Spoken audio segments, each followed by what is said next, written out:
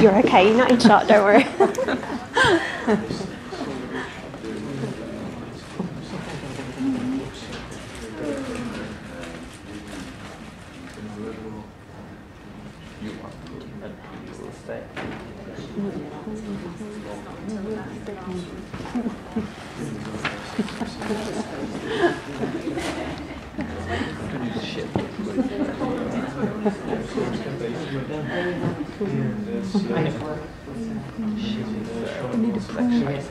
Yeah, sure.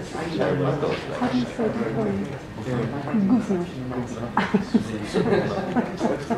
Which is just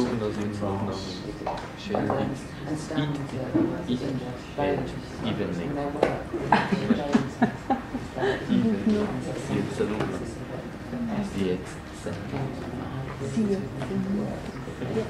It's not.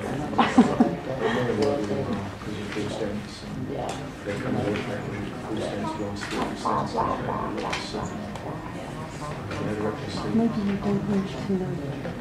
Maybe you don't need to know everything. Yes. I don't know. How do you do? Maybe it's just me.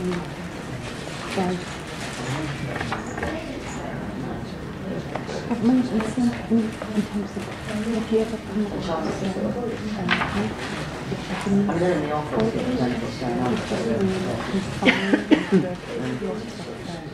it's nature, it's a very structured,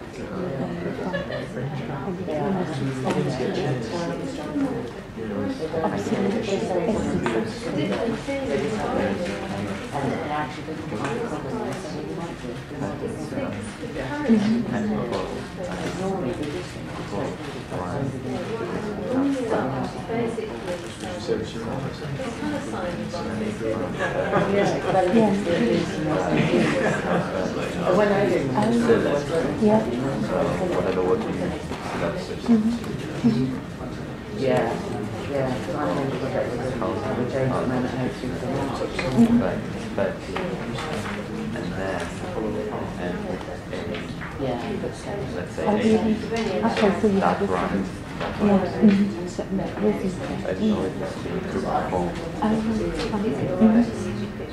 It's fun, right? Quite challenging. I did that. I was writing in it, and I had, question. I just had a migraine on the day, and I just couldn't focus. So I was like sitting there for half a day, for like 2 hours, for half an hour, sitting there writing that. I just couldn't focus. I kind of just started writing,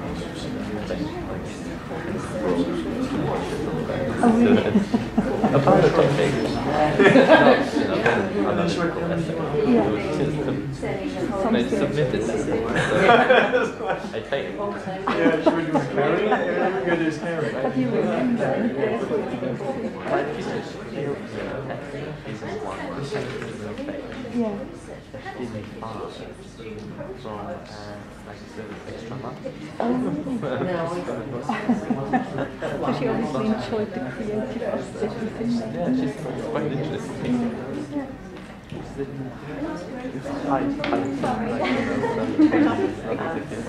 Sometimes the right kind of false.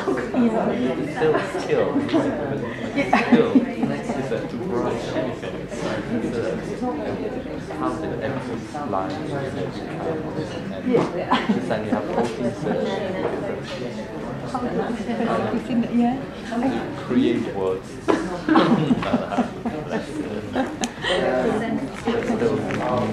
Put it in quotes that might be something.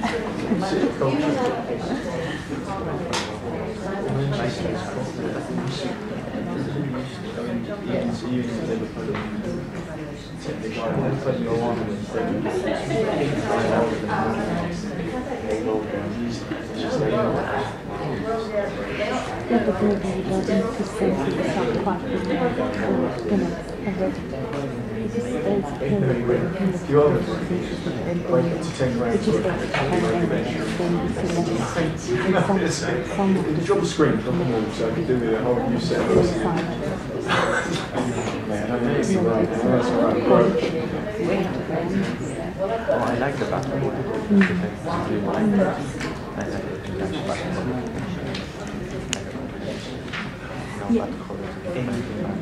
Yeah, no, I don't mean that. I mean more that certain things just don't fit in terms of subject. So not about Yeah. Yeah, or what's important actually. Certain shifts.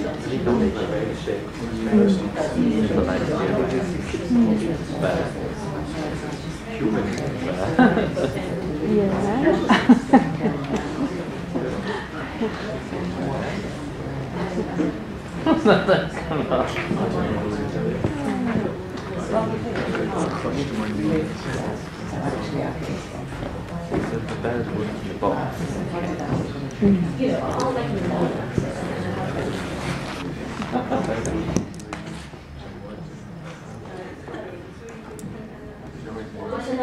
Still hold on.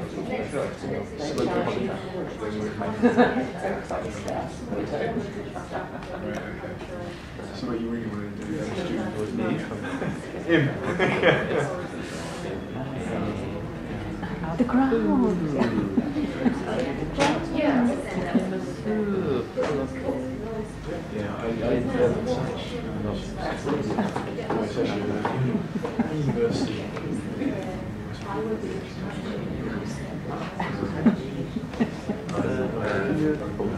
Oh,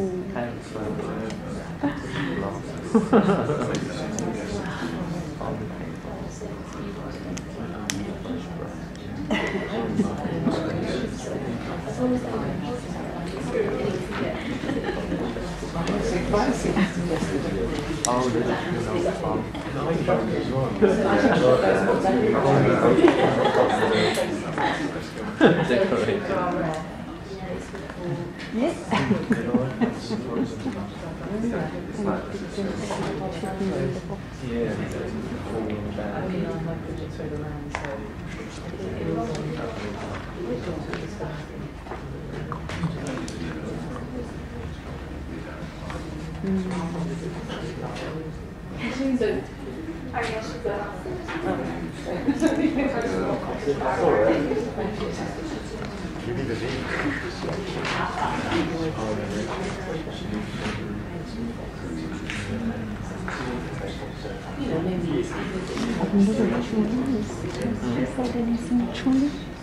Junior.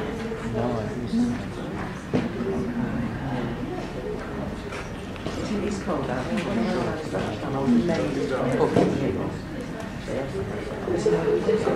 Anyway, Did you walk through the streets?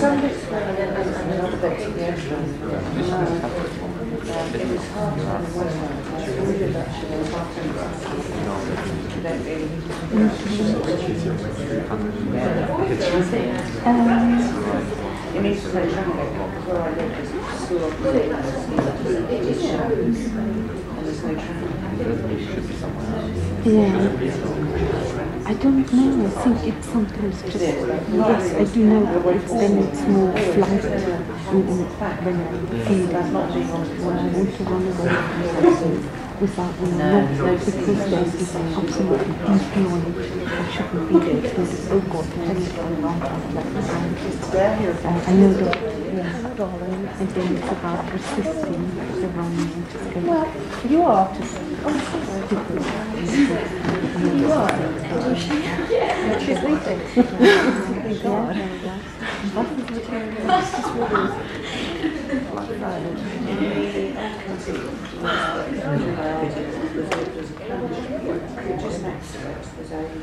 It's too cold outside. It has gone 7. It's 7 at the moment, so yeah. I saw that. Yes. And then when we leave to eat, it's going to be even higher. It will be. That's perfect. I love that. You show the part. Yeah, absolutely. The little part. That's amazing though. It's honestly flawless. It's really, really well done. Close up like that, it's just a sleepy head. It's freaking everyone out. Yeah, I can imagine. Well done. Yeah.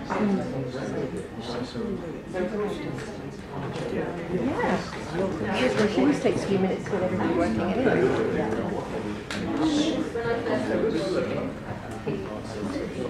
Yeah, but yeah. I think it's the fear of the unknown, or is it depression?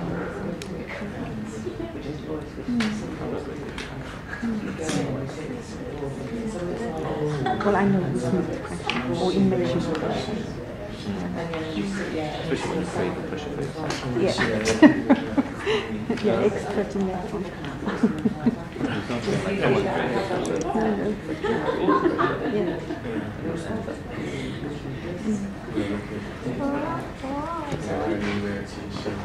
It's really interesting how something like that. We saw first that it's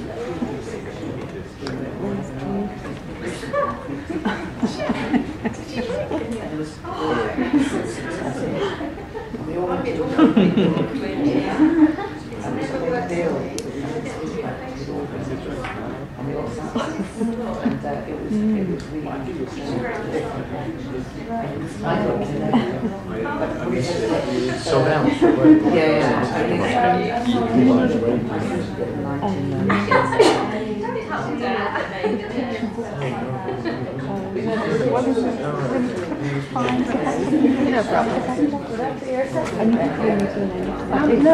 what's the combined? You like So is that going to be part of it? And what else? Because I know there's more to come. with a chicken and a hot dog.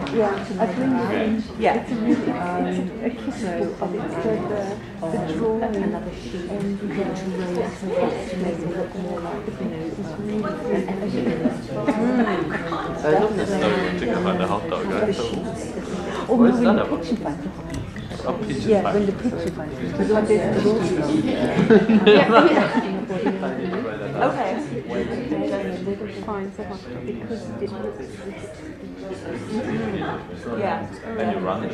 I love it. I love it. I was thinking to somebody actually that there's quite a few people, I don't want to say this the wrong way, but older people that kind of choose this theme in their work, but I don't find it very successful at all, but you've managed to pull it off and keep pulling it off.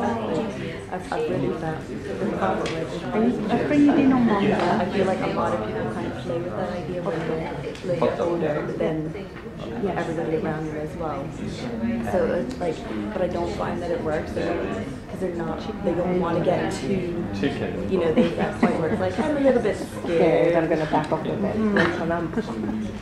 Just because of the coffee. And so it's very good. I can just invite people to lie in it. I can't understand pigeon and hot dog because the hot dog is not a dog. Pigeon finds the hot dog. If he wants to eat the hot dog, it doesn't eat meat. No, of course It's only not. bread. No, That's but fine. like homemade and the chicken is just I want to do the water stuff. But I don't know. Okay, so chicken was to eat the same thing as chicken. Get the taste. Yeah. It is basically I'm also going to cut when you have a same home shape. there, Okay. someone in bed.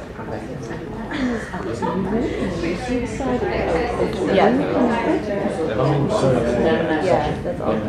Pretty awesome. That's pigeon. That's the hot dog. From my queer studies actually.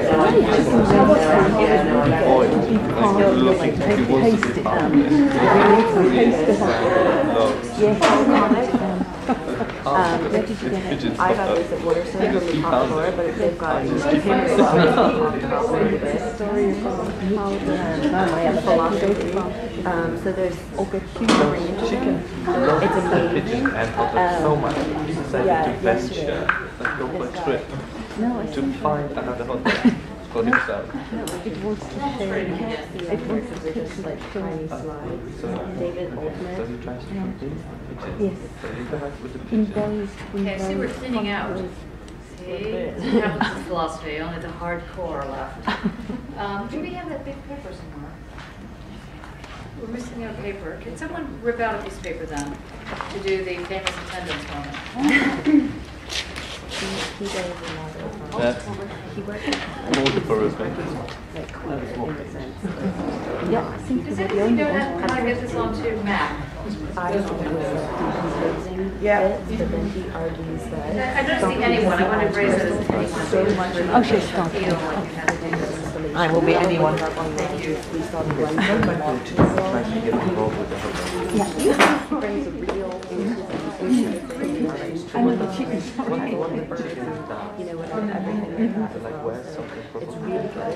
No, but no, he no, uses no. crystals, which stands for not Yeah, it because it's the composing. topic. He says that the crystals are evidence that they are still growing, and that it's a That's brilliant. that transition stage. So crystals are one of those biotic kind of images that people think of. Is it crystals? Is it not? Because I automatically thought decomposition as well. And this is why. Okay, everybody. Maintaining this Just waiting for this to boot up. Is this our people tonight? Is it because, do we have such a smaller group because people thought it wasn't happening? No, no excuse. Next week it's not happening, that's correct. So die hard, people here. It is half term. So You're some saying that people- meaningfully. Some people might have issues with childcare. Ah, I see. Next time I'll take my annual leave. Okay, so next week is my half term. It's annual leave. Anyway. I just want to say that on Monday, I was robbed. It was like a mugging, but it wasn't quite as severe as that sounds. Although they took my computer, my glasses, my dry wipe here, my clothes, well, not obviously what I was wearing. So as a result, and there isn't a dry wipe marker, unless anyone happens to have it on them. So I'm going to do, John might have one, he's looking. Come on, say cheers. Yay! Dry wipe. That's one you can actually write on these things. Yeah. It probably is a secret. Okay, well, I didn't think we were going to have that, so now I'm going to have to get a clear thing. Yes, it is. Very good. Not that I didn't believe you, of course I did. So what I wanted to do tonight was, we're going to go into Hegel in a much more, let's say, intensive way. You'll be thrilled to know. And we're going to go through the philosophy, the phenomenology of spirit a little bit, a little tiny bit. But may I remind you that the book reviews are due next week, even though I'm not here. I'm assuming that you're going to write them next week. I would strongly suggest the Kierkegaard. You don't have to do it, but you might as well, seeing that we've gone through it enough times. But also, I was thinking that I say this with love with myself, but I was thinking that last week's lecture wasn't as good as it could have been. And, you know, self-critique, I mean, lash. But anyway, and I think that was because I had not allowed for the fact that probably you wouldn't have done the reading. And so I know that you're adults and you should be doing the reading and should be, you know, completely up on things, but let's be real here. So the more I kept pressing you on the secret thing, the more you were kind of going, and I'll tell you my secret, except for the one person who now is not here. Okay. So may I also say that this is being recorded for the web, World Wide Web. If you do not want things that are intimate to yourself or your loved ones or whatever known to the World Wide Web, sit behind the camera. Okay, that's the first thing. And the second thing is don't say anything you don't want people to know about. Now, as a result, we're not, I'm not sure what's happening with the thing. I'm not sure we were able to erase out because there were a couple of things that were said while revealing secrets that we got emails about asking to remove it. So And of course we will, but I'm not sure how much, did any of it get on the web in the end? Yeah, I blanked out the bits that were offensive, and it's fine now. Okay, okay. Okay, great. Okay, November 15th is the, it's going to be the time period when PhD students come in, and they're going to share with you their work. And they're interesting characters, actually. I was just saying that because they're more or less here. But they'll be sharing the methodology. And the 27th is a closed invitation only, you're being invited, to the question, what is a photograph? We could really say, what really is a photograph, okay? Because what we're doing is rethinking this. And there are people coming from around the world in this very closed environment. Hopefully it'll be in the confectionery area or whatever it's called. But we may not be allowed to use that. If it's not, then it'll be somewhere else, okay? But it'll be in this building somewhere. Actually, it may not be in this building. It might be in the did you talk to anybody about that? Yeah, Henry didn't know about the room, so... Okay, so we probably can't get that. Okay, all right. Grace, would you mind terribly if you went back into my office and got a clear thingy so I can write on this? What's that? Do you know where they are? They should be right on my desk. Okay. Here, do you need the keys? Okay, I'm going to now begin. And now what I'm going to begin, I'm going to begin. I'm promising you. Sorry about this. I just came from giving another lecture, so sorry.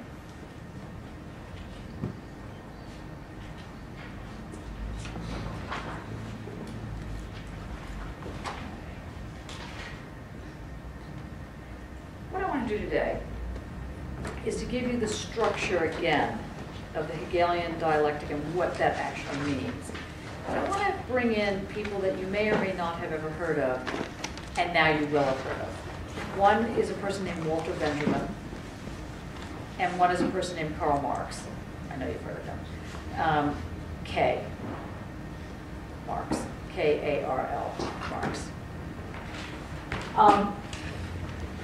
And I'm going to, what I want to do with Walter Benjamin, Karl Marx, and Hegel to help you go through this labyrinth is to look at their theses. I don't mean their PhD theses. I mean, Marx wrote something called the Theses on Feuerbach, which I'm going to, as soon as it comes up. Did you find? Yes. Good. Thank you so much. Do you want the lights? Yeah. Okay. What do you mean the dark is over there? The darkened.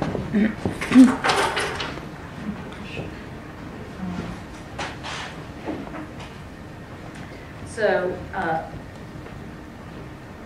Walter Benjamin, and we're going to look at his theses on the philosophy of history. Now that doesn't sound like it would be meaningful, but believe me, it will be. Karl Marx, theses on Feuerbach. There's 13 of them. There's 11 of these, there's 13 of these. And we're also going to take a look at what's called a preface to the critique of political economy. And then, of course, Hegel. Phenomenology. What does ology mean? Remember? The study of? Logic of. Logic. Logic of. Logic of what?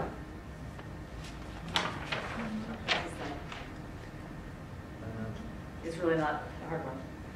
Phenomena. Logic of the phenomena. Okay, so the phenomenology, or the spirit.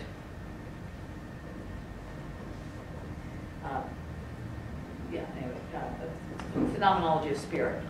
Sometimes it's interpreted, it's translated as phenomenology of mind, and I stopped using that version so that you will have a very different sense of what goes on with this.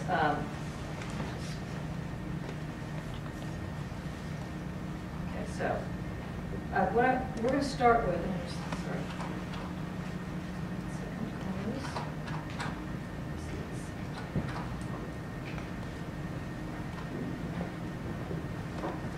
okay. Start with this. How do I get it up? There you go. Can you see that? Okay. You need to switch. Oh, you can't see it at all. That's hilarious. Sorry.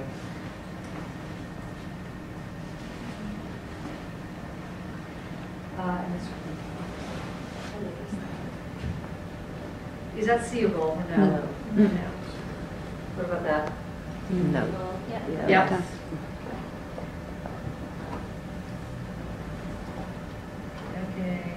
Madness. Stein. We're going to look at. Please do not pour back. Basically, anything that you need to know about Marxism from a philosophical and political point of view is in these 2 pages called the Theses on Feuerbach. They are absolutely the core of the argument. Now, they're partly considered the core of the argument if you are looking at Marx linked with a Hegelian approach, and I'll explain that in a minute. But the most important thing is to really begin to understand this, not because Marx wrote it, although that's not such a tragedy, but because it does make sense. And I want you to try and inhabit this. Today's lecture, I want you to just feel it, just like you're taking a bath. You're just going to bathe in this kind of thing. The first thing you're going to bathe in is the fact that the lecture, which is actually on the Phenomenology of Spirit, Hegel's Phenomenology of Spirit, the notion of spirit for him is thinking about how can one articulate the sensuousness of what goes on in your imagination, in your consciousness. I thought the top was on. In things that allow for the dirty, the cruel, the filthy. We've been talking about this a lot. The secret. I want to try and begin to package this together for you. Now, if there is oppression in the world, which we know there is, and if one wants to get rid of oppression, one way to do it is to, as I said at the outset of the course, one figures out how to make the total problem into a kind of whole, a totality, a universal, and then figure out how one can move within that totality.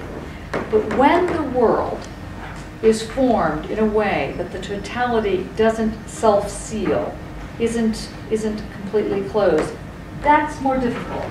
It's also better because it's more creative, alive, whatever.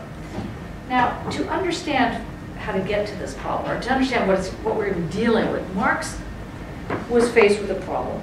Because Hegel is really, really, really addictive. And once you get into it, past this lecture, if you really start getting into the Hegelian move, it's hard to get out of Hegel.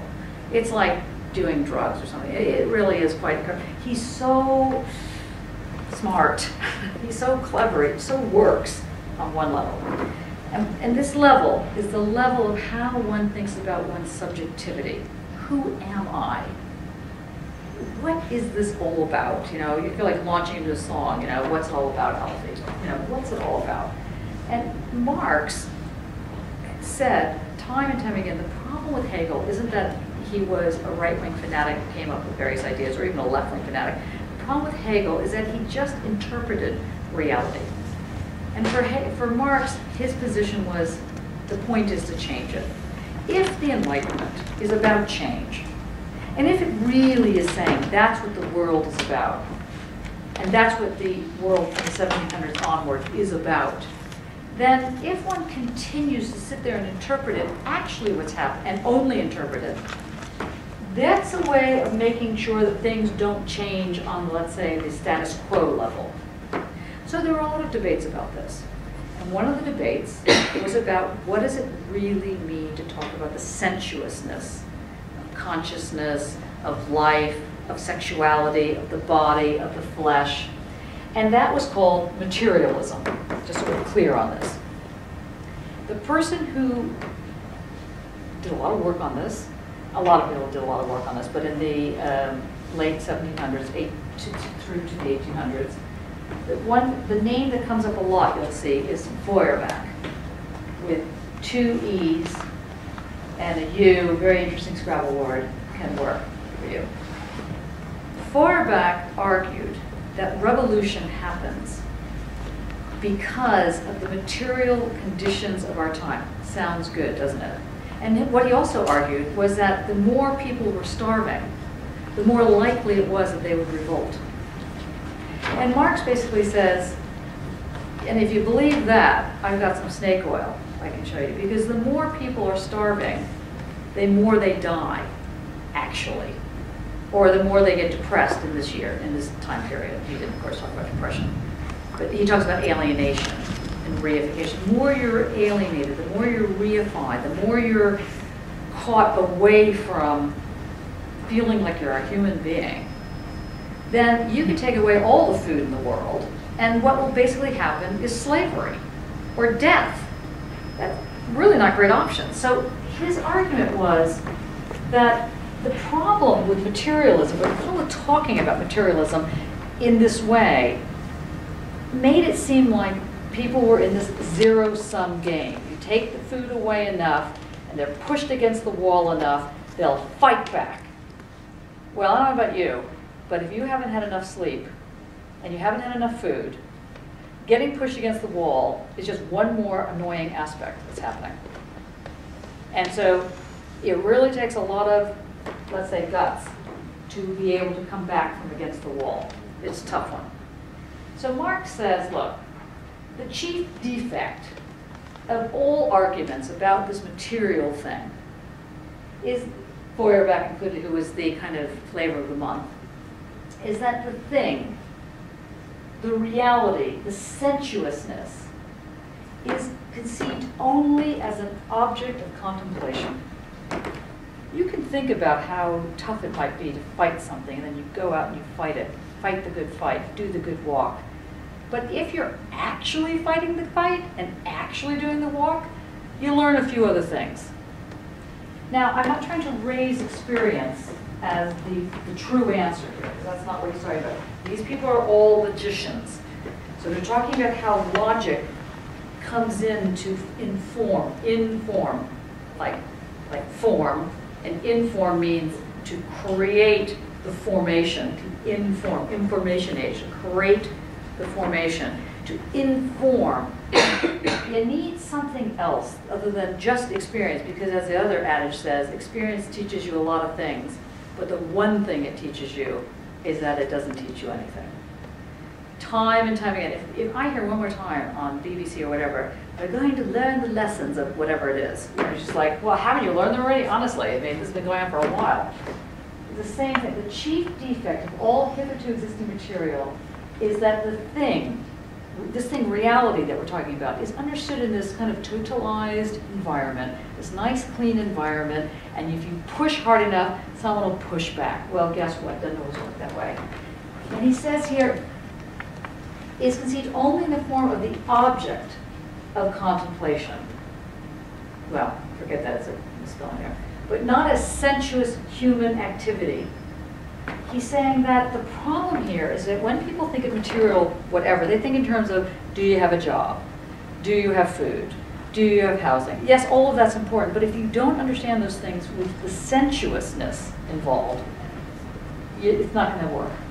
So he says that to understand sensuous human activity, which is knowledge, he's not saying that that's like on the one side of the senses and the other side logic. He's saying logic is on the side of the senses. And if it's not, it's bad logic. He says that sensuous human activity has to be understood subjectively. If you only understand it in this objective, dry sense, the so-called material sense, you are not going to understand how things really change. And more importantly, how things really don't change. You're just not going to get it, and you're going to be trapped. So he says here, hence, in contradistinction to the kind of materialism that argues that revolution happens in the kitchens, which it does on some level, but not completely. The active side was developed abstractly by idealism. Now there again, do you remember the problem with the dialectic? You have thesis, other side of thesis is what? Antithesis, good. So he's saying that if you have, in the dialectic, you have the thesis, antithesis, they're stuck together. I move this way, it moves this way, they both go together. Move that way, they both go together. They're not able to be separated. So if you do separate it, if you do have active on the one hand and sensuous on the other, or let's say you have the logic on the one hand and sensuousness on the other hand, and you try to separate them, you're dealing with an abstraction. And it's not going to, it's going to just yield you a model. It's not going to yield you anything to do with reality. So he says, idealism develops this abstractly with all their arguments about how idealism is the logic of the idea, is this way in which the, remember when we did all the things, the sublations and everything finally ends up at the top being knowledge, and knowledge comes back around and gives the base. He says that as wonderful as that sounds, and it really has a lot of good things going for it, it has no idea of real sensuous activity. It has no idea of really what it means to bleed.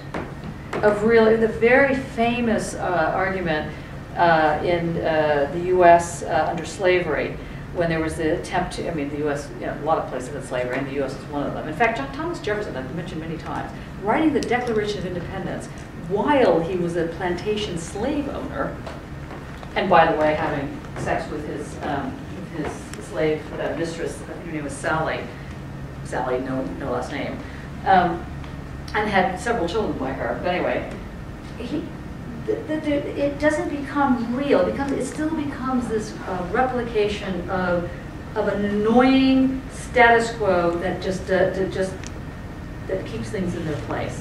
So the Enlightenment argues the one thing you need to know about being enlightened is that you need to know how to do what? Starts with an A. Exit. And secondly, you need to know that you can exit. Those are the two important things. If you don't know that there are exits, and you don't know that you can exit, or that you're permitted to exit, or that nobody needs to give you permission, just take it. If you don't know those two things, game over for you. And Marx is pushing it further. He's saying, okay, Hegel's right about the notion of the dialectic in the sense that all the thing is located in the whole form of reality, the whole totality of knowledge, that nothing can be left out. But even the Hegelians leave out this sensuous thing, because it muddies the water. It makes things dirty. It makes things uncomfortable. And this uncomfortable, this dirty, this something is a problem. And it's a big problem. Because if people really start understanding how change operates, they might know too much. And then that's a bigger problem. Because then the people who have power get annoyed, get very annoyed. So he says here, Feuerbach wants sensuous objects really distinct from thought objects, but he does not conceive human activity itself as an objective activity. So here's the next thing. Marx is saying that sensuous activity is key to understanding knowledge. And to understand knowledge, you must understand that sensuousness gives you your subjectivity, gives you the who am I answer to that question. It tells you, you know who you are? You're the sensuous creature. You live, you die, you breathe, you have sex, you eat. This kind of thing. These things matter. They form the matter. They form the material. This is what is the material. Any of you that have babies, you know what I'm talking about. That you have this little thing that has to depend on you. That's it. It's like they're 24/7. In fact, they're like 37/7. They're like there. They don't go away. It's like, you know, no break. They're like the other side of the thesis. Wherever you go, they're there. It's like, and it's that is both subjective, but it's also the reality. It's objective. So you see in the first thesis on Feuerbach, what he's really saying here is that to understand real knowledge, You can never divide off the sensuousness from the logic of knowledge. That sensuousness has a logic. It may not be the same logic as, 1 + 1 is 2, but it's a logic. There is a logic there. And that logic is understood subjectively. And but to understand the subjective nature of it, you must realize that that is as real as it gets, and in that sense, it's objective. Clear? Ish? As mud? So the very first thing that Marx teaches in the thesis on Feuerbach is that you cannot divide off subjective from objective. Hegel wants to make the argument that the subjective is all there really is. That's it, folks. And that's not a bad thing, because at least it allows you to get to the point of knowing that things can change. With, one fights for democracy, one fights for being, woman, one fights for being gay, or whatever the thing is. There's a thing that you go toward. It gives you your reason and so on. But what Marx is saying is that to fight for this and leave out either the real feature of there's this little mouth that needs something every 5 seconds. And you just can't go, well, just hold on there. Sorry, I'll get with you, later. Because later, it's attached to you. I'm using the notion of children because I know you can kind of get that sense. But it's anything, really. It's attached. You can move this way, you can jump, but it's not going to go following you. It is with you. So the sensuousness, which Feuerbach wants to say, look, we've got to look at material practice. We've got to look at the real reality, or whatever. In fact, that's a new term these days that people talk about, the real reality. It drives me nuts. There's only one reality, and that's reality. There's no real, fake reality. That's what Marx is saying.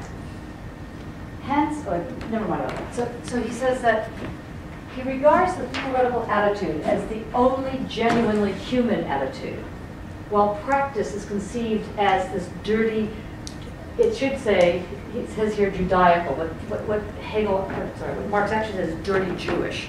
Oops, that's a false station. He's saying that practice, this is, you talk about misogyny and racism and this and that. This time, of course, the whole Jewish question was, in fact, it was called the Jewish question. That which those people had dealt with the dirty, they were Jews. That's why you had to get rid of that. That's the old German thing. You had to get rid of the Jews, by which meant actual Jews, but also meant this way in which the dirty became an organizing feature. That's being a Jew. In fact, there's a very famous book called Heidegger and the Jews, where Jews is the lower case, not big letter. And it means anyone who deals with being dirty, who traffics in dirt, is dirty Judaical. This is the manifestation. Is that being clear? Because I want to make sure that we understand that he's using that. He could easily be saying nigger, Muslim, in the really, the kike, or whatever the various words are. The bad words, the nasty words, the cruel words, those words, and those words hurt. And he's saying that when you look at how those words that say something about the reality, for the people that actually know how to deal with those words and are those words, here's where Marx is putting his bet. Go with that group, because that group gets how there's no division between the thinking and the doing. They're stuck together. Subjective and objective, they're stuck together. So he says that as a result, because Feuerbach is saying that he regards theory as the genuinely human, contemplation, while the practice is conceived as this dirty thing that you have to take into consideration, otherwise you won't understand it. This is kind of like the basis of some forms of social science. You must understand it, but you understand it in order to get rid of it. You're trying to get rid of that type of thing. Hence, he does not grasp the significance of what it means to really be revolutionary. Because what, for Marx, is to be revolutionary is not evolution. It means get to that exit, find the exit. No exit, make an exit. Can't find the exit, gotta find an exit. Gotta be an exit somewhere. Make the exit. Make the exit not out of some sort of, I think the exit should be here, not some sort of arbitrary exit. Figure out where the most obvious logical place would probably be. That's where it is. And that's what he calls practical, critical activity. Find it, do it, And that's just the first thesis. There's 11 of them. And we're not going to go through all of them. I'm just going to point out the ones that are most critical for all of Hegel. But they're 2 pages long. Like I said, you know, they're full of this.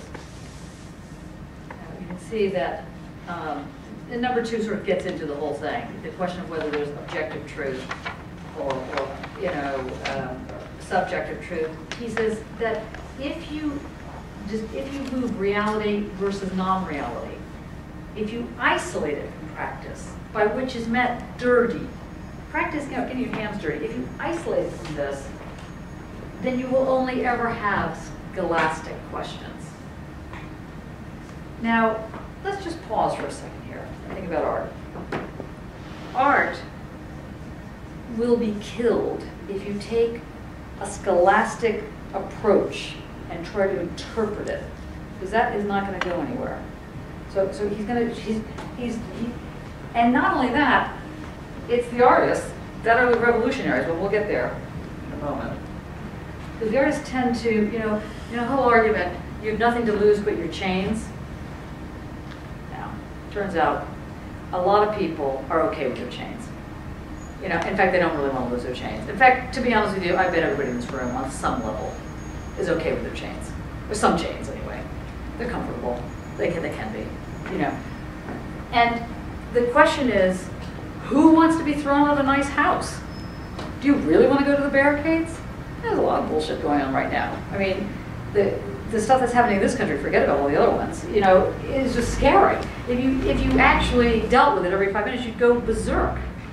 You just think, that's it, I give up. You know, there's nothing more to do. And what Marx is saying is, don't give up. Find the exit. But then he's also saying, and find people who can come with you on the exit. So it's not just you go find the exit and just get out of here. It's not the Platonic thing. You ever hear about Plato and the cave? You ever hear? You know Plato, right? Well, the famous thing about Plato, one of the famous things about Plato, other than the fact that he wrote the Symposium, which is a story about love. Anyway, I'll tell you about that later. He wrote this thing called Plato the Cave, about knowledge. It was about how this guy is amongst the cave dwellers, inside a cave and it's dark. You can't really see, you know how when it's dark your eyes they can't really focus, and if you go outside it's really bright if that happens. And what he's saying is that, you know, you're in the cave and somehow you see this exit. And you sort of go to it. This is Plato. They had a lot of exits all along the way. Because everybody knows that exiting is what gives you knowledge. It's so simple and so hard. So you exit. You go to the exit. He goes, the cave guy goes to the exit. Can't see what he's doing. And eventually his eyes adjust and he says, it's interesting out here. In fact, it's really interesting. In fact, all the things people were saying about how horrible it is out here, it's not true. It's actually quite interesting. I'm going to go back and tell everybody. I'm going to go back and say, hey, you know, you're wrong about this cave thing. This cave is like, you know, it's shit. Wait till you really see what's going on. It's fantastic. It's like unbelievable. And they kill him. Who believes him? Who believes this guy who's left the cave, goes out and sees all this stuff, comes back and says, you'll never believe what I saw. It is, you know, you have this problem about sexuality, you have this problem about, you know, whatever, you know, living with everybody thinking and stuff like that. It's really fabulous. Death. Now, because it's inconceivable if you are in the cave. It is simply not able to be conceived. So part of the trick, take some people with you. That's the revolutionary practice. Okay, now, but the third thesis on Feuerbach is perhaps the one that is it's sort of key here for, again, what we're speaking about. He asked the, I think it's this one. Yes. The third thesis on Feuerbach is maybe the whole crux of Marxism. Marx started rolling his grave. No, it's not. Anyway, remember the whole thing with the fountain.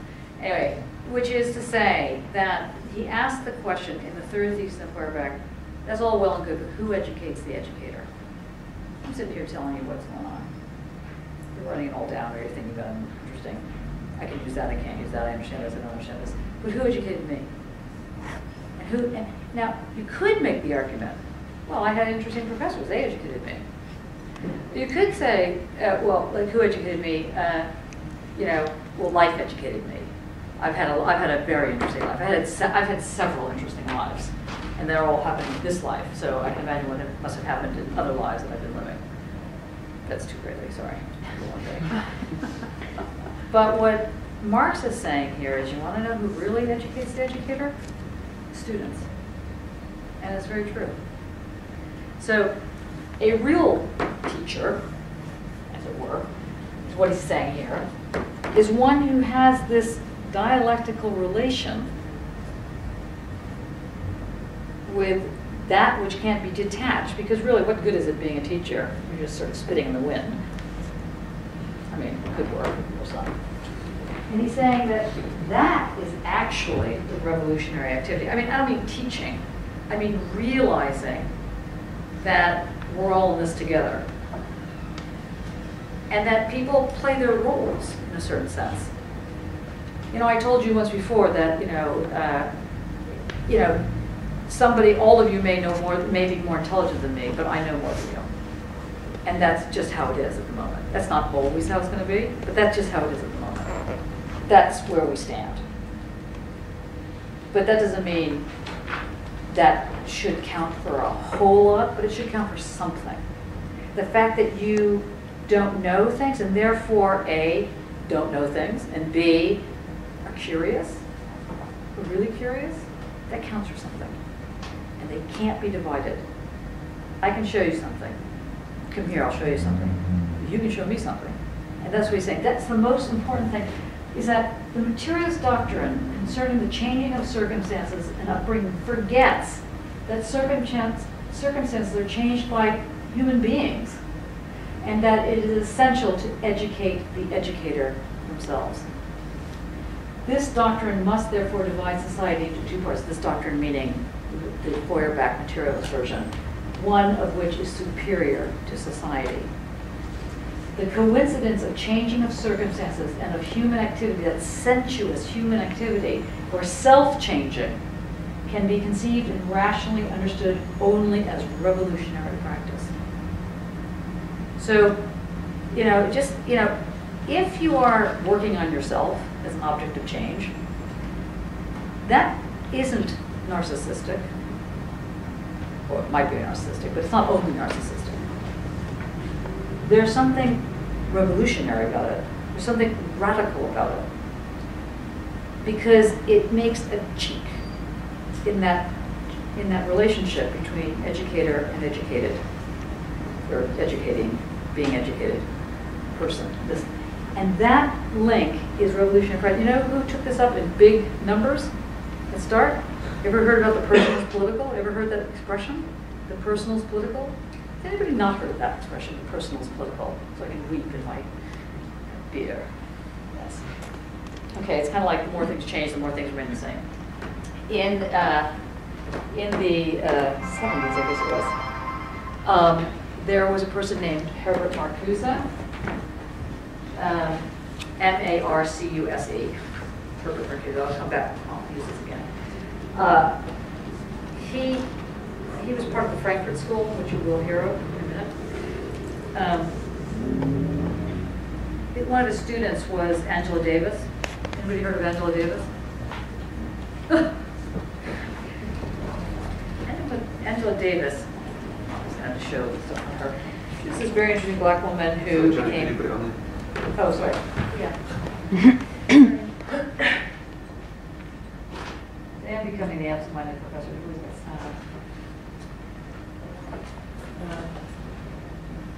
This auxiliary? There we go. Herbert Marcuse. M-A-R-C-U-S-E. He was part of the Frankfurt School.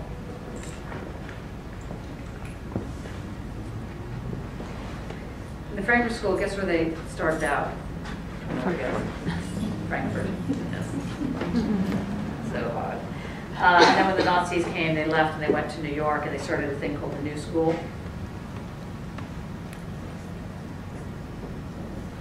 The New School for Social Change, actually. It still exists. It's now part of a thing called the New University. which is quite horrible sometimes. And I would like to go on a field trip with you guys to New York, to there, this year. I just want to throw it out so we can start organizing for April or something. Anyway, the New School for Social Change was started by Herbert Marcuse and Theodore Adorno.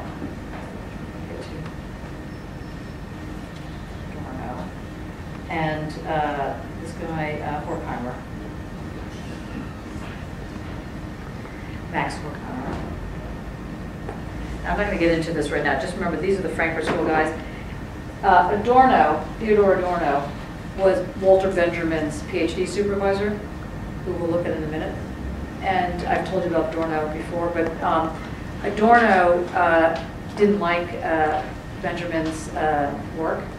He thought it was too sort of airy-fairy kind of stuff. It wasn't like logical enough. It didn't fit that dialectic, that firm way of thinking. And these guys are quite radical. And so when Benjamin, I think I might have mentioned this to you, but when Benjamin wrote in Germany, I don't know how many people are German here. Is there anybody that's German? Okay, so you know in Germany that if you do your PhD, you then have to go one more step called a habilitation. And a habilitation allows you then to become a professor. If you don't go for your habilitation after your PhD, then it's like game over for you. You just can't go further. And so Walter Benjamin got his PhD. I forgot what his PhD was actually on. But then he wrote his habilitation was partly this thing called the Arcades Project, which is really famous now.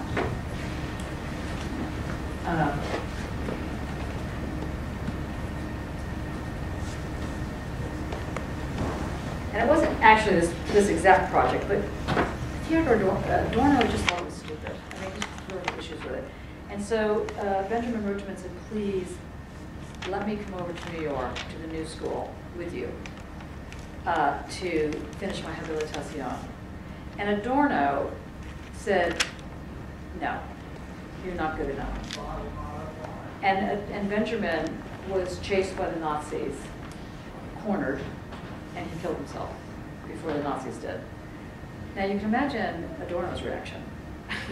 Well, he was upset about it and never forgave himself, which was correct. He should never forgive himself. Now, and he didn't forgive himself. And in asking that question, how do you write poetry after Auschwitz? He was really asking, how can I write what I do after one of my students killed himself? Because I was a stupid idiot and didn't bring him over to the New School of Social Research when I could have, and didn't. Think about that in your own lives when you're the Walter Benjamin person or you're the Theodore Adorno. That relationship between educator and educated. It's a living, breathing thing. Anyway, not to get you completely depressed or you're weeping by the time you leave the room, but the point here is that revolutionary practice requires this relationship between object and subject. Now, I'll circle back toward the end of this lecture on the subjective again, but I just want you to hear this, to feel it. Like I said, just pretend like you're going into a bathtub, or for those of you that don't have bathtubs, shower. Something that will make you, actually, has anybody ever been to Bath? I strongly recommend the baths at Bath. Okay, there's this one bath at Bath, which is, in fact, it's the baths at Bath, where it's one of these kind of infinity pools. It's wonderful. It really is, and there's this water that comes on your head, like a really hard bunch of water. And I recommend this, and you can sit under that for like 30 minutes, which I've done. And it's very good for stress release. Anyway, be that as it may. Okay, so we started off with the famous dialectics.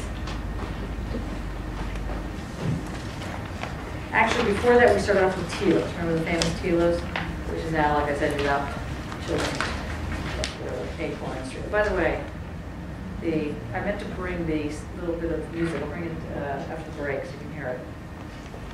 I'll say more about that in a minute. But where the acorn unfolds to the tree, and then you read that backwards. Well, you can see that if you're trying to be a radical revolutionary, not trying to be radical revolutionary, if you want change happen, if you want there to be change that can happen, then being radical is the only thing you can be. It's not like you're thinking, today I'll be radical. Okay, so go back to this next thing so we have a sense. And then I just want to ask for a couple of questions. Okay, so the first one was about sensuousness. The third one is about who educates the educator. How do you really talk about materialism? Here, this is how you do it. Okay, and then we get to, let's see, yeah. He says here in number 7, no, it's number 6, sorry. He says, the problem with a lot of these guys that start talking about sensuousness, they don't mean it in terms of having sex. They don't mean it in terms of really dirty, syphilitic, disease bodies. They mean it in terms of religion. They mean the sensuous thing is this ecstatic thing. You know, I don't know how many people in this room are religious, but if you have ever been in a prayer session or know people that have been in prayer sessions where it's pretty profound, there's something that happens. You sort of get carried away. In fact, that expression, getting carried away. You know, you just lose yourself. It's this kind of thing. You're going up to God, or you're going up to whoever you're going up to. In this situation, Feuerbach is saying that's really what sensuousness is all about. So on the one hand, there's logic, and on the other hand, there's religion. That's what these materialists see as the other side of knowledge. And what Marx is saying is that, no.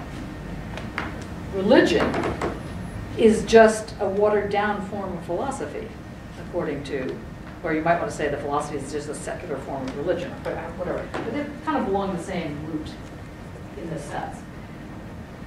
The other side of this hardcore, hardwired logic is the sensuous practice of life. So there's the learning the nuts and bolts of life, that's one side, and then there's the sensuous practice.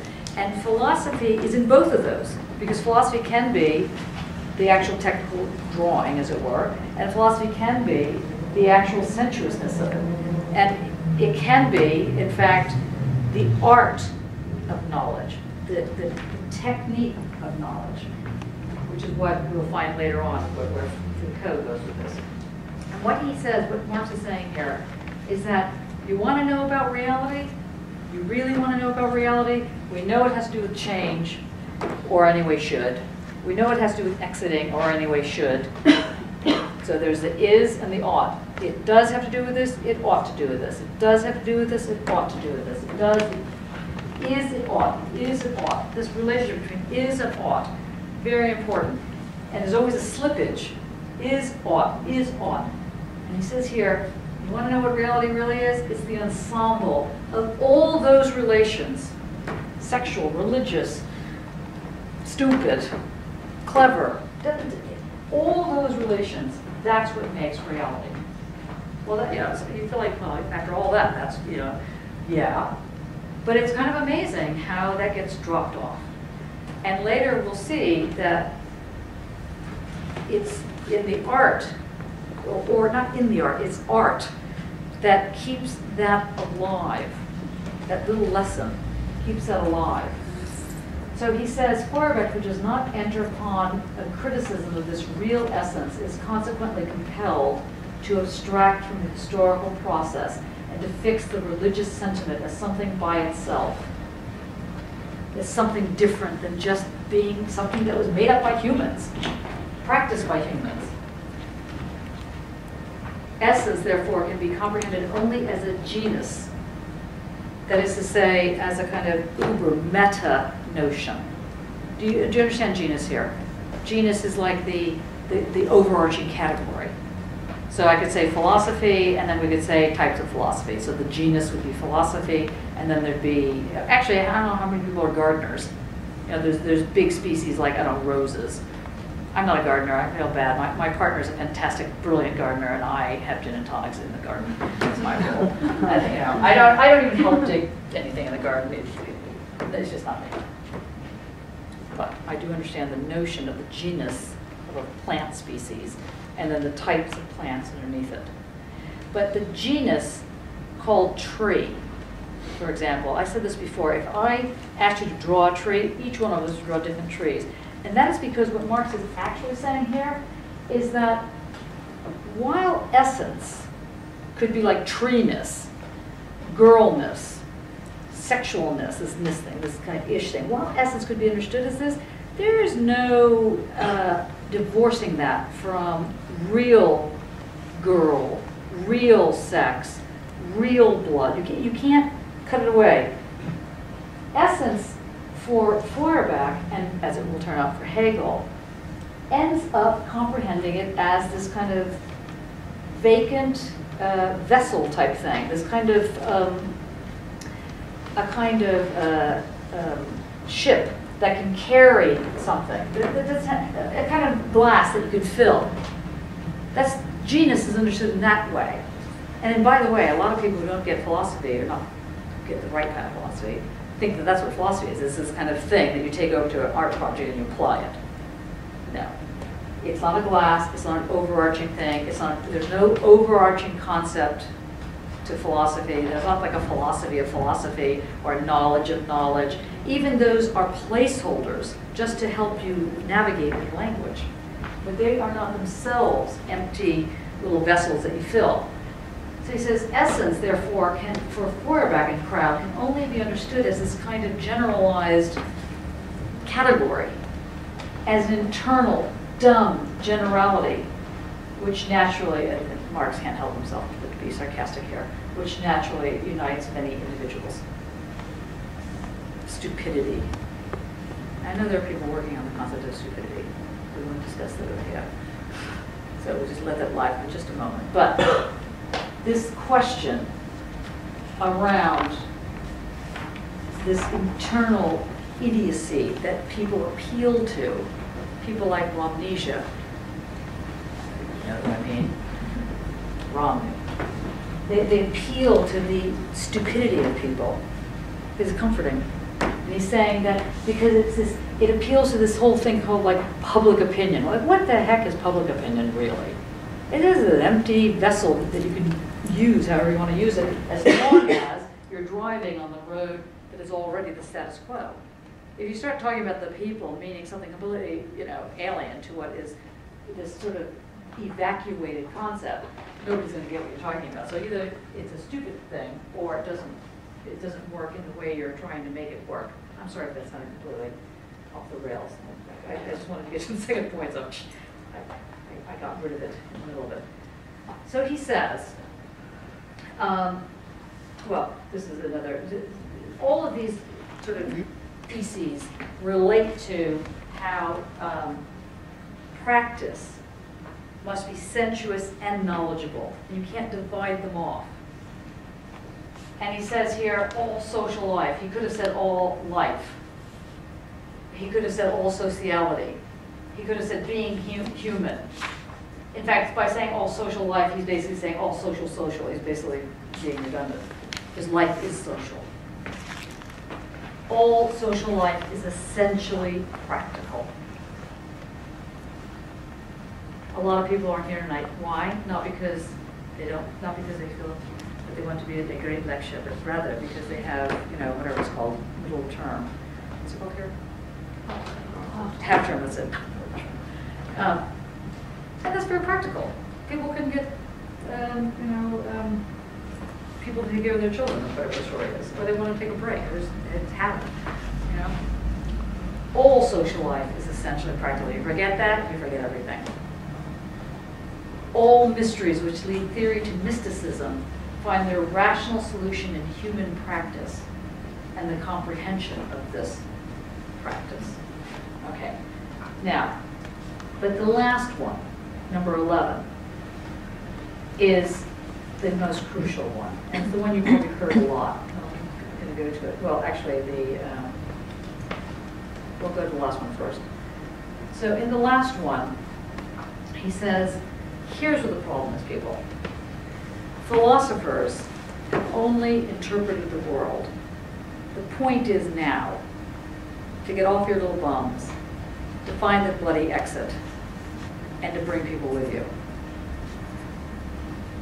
Philosophers have only interpreted the world. You could even say artists have given up their real destiny, as it were, and they've only interpreted the world these days, as it seems. philosophers, artists, teachers, whatever, they've only interpretable. The point is to change it. To change it to what? Just to change? Just because we should change? No, he says the point is to change it so that there's a human society that is put forward first. And that means thinking, what does it mean to be human? Especially in this day and age when you can have robots, you know, doing things. Maybe even trying. Turing. Anybody ever heard of Turing? Alan Turing? Yeah. Alan Turing. And machines think. This was probably his most seminal piece that he wrote. He kind of didn't write it, he kind of just talked it out and somebody wrote it down and they printed it. You can find it on any Google thing. And he asked the question, he's not really saying can machines think, he says machines can think, actually. Unlike what Luke was saying the other day. He says the real question is, what will happen when a machine asks for ice cream with a cherry on top because they want it? So what happens when there are what Guattari called desiring machines? When a machine desires something. That's creepy. It's bad enough that we have drones right now. You know what a drone is? Drone. I had a very interesting thing on BBC this morning, or maybe it was last night, I don't know. It's all a big blur.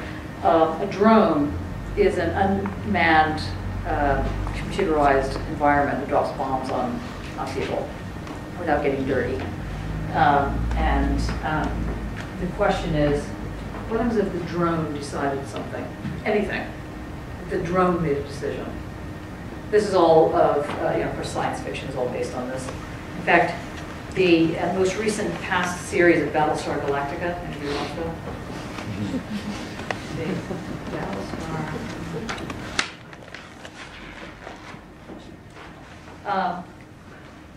You don't have to watch all of it, but you should watch some of it. It's actually quite interesting. What happens when the cyborgs come, and like this kind of thing, and some of the people are cyborgs and some of them aren't cyborgs, and they don't even know which ones are, and then the cyborg has a baby, and then how's that possible, and so on and so on. It's all very complicated. And the other ones you should take a look at, I mentioned this to Grace earlier today, is True Blood. How many people have seen True Blood?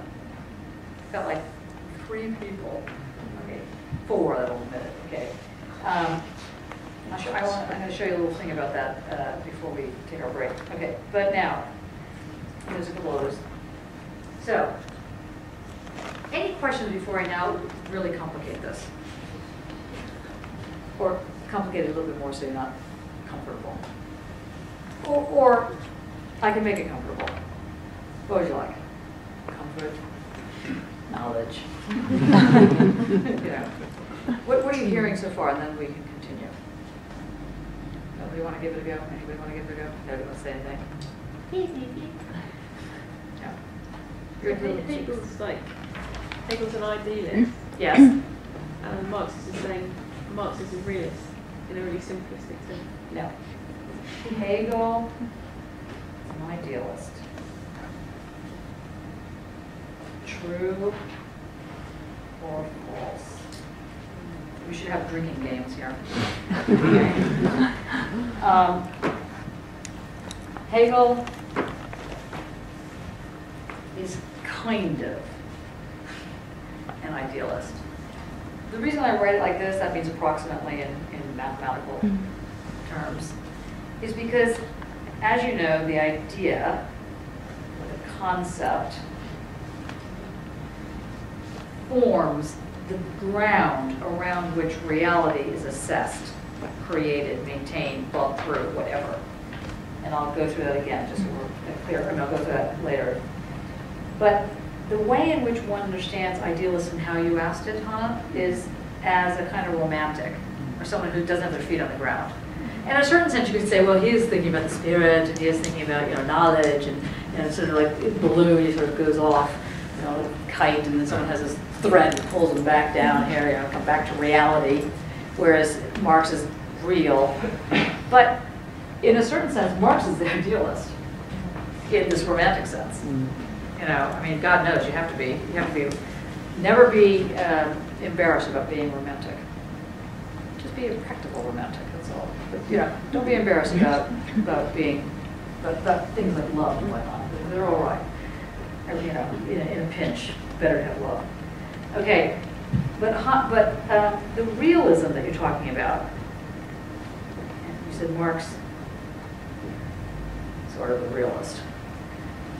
What's actually being said there is that Marx is being seen as being a realist because he's dealing with so-called practice, you know, the real nitty-gritty of life, and therefore is considered real.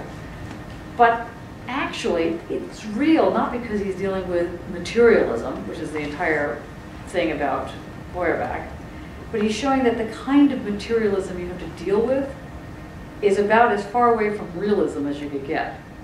Because realism, in its normal use of the term, is really like economy, you know, housing, you know, these kind of terms that very social sciencey type of environment. And what he's doing is like dream, people. The right wing is dreaming, you know. That's real. Come up with some dreams, some real dreams, dreams that might actually be able to happen. Dreams. Now, I'll explain to you what that means in a minute. It's dreams that might be able to happen. Because what is also, I didn't show this.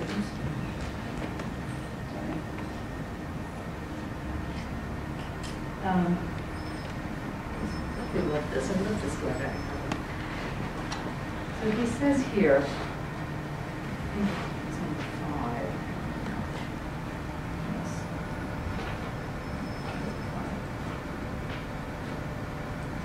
Yes, no, that's fine. Oh, no. I'll do this. Okay, sorry. Being able to dream is a real thing. But when people talk about realism, they don't really tend to drop off the dreaming bit. To be a realist means isn't saying, you know, you want to have like sex and you want to have rock and roll and you want to do this. You know, you got to get real at some point. You got mortgages to pay, you got, you know, things you. That's what realism tends to mean when that word is used in a lay sense. And or in an art sense, social realism is like this kind of really, you know, blocky kind of, you know, Russian, German, you know, stereotypic view of what man or woman should be writ large. That becomes the realism, the social worker, you know, this kind of that form of the realism. Now, like a Mike Leigh film. What's that? Like a Mike Leigh film, a gritty, really. Oh, like a Mike Leigh film, yeah. Mike Leigh is much more sensuous in his grittiness. Now I'm thinking more like, I'm thinking more like, sadly, I'm sorry, I'm so fixated on the American elections right now that I can't help myself, but someone like Romney, has anybody watched any of these things that Romney does? He stands up there and he says, you know, here's why I'm real. And he sounds real. I mean, he doesn't look real, but I mean, he sounds pretty real in the sense, you know, I'm talking about real jobs. I'm doing this kind of realism, where it's a cleaned up form. See, there's the kind of realism that presents itself as really real. That really real group, I would run from them. That really real group is much more idealist in the sense that they're following an idea, and they're forgetting that the world is made up of actual real people that live and die and need health care and things like that. They're not real on that level. To be real, to have compassion, maybe that's a better way of putting it. And then we'll get back to what I was going to say. There's a guy who I know you've heard of.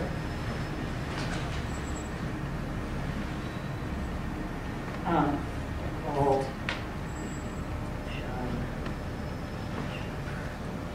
and the next word is?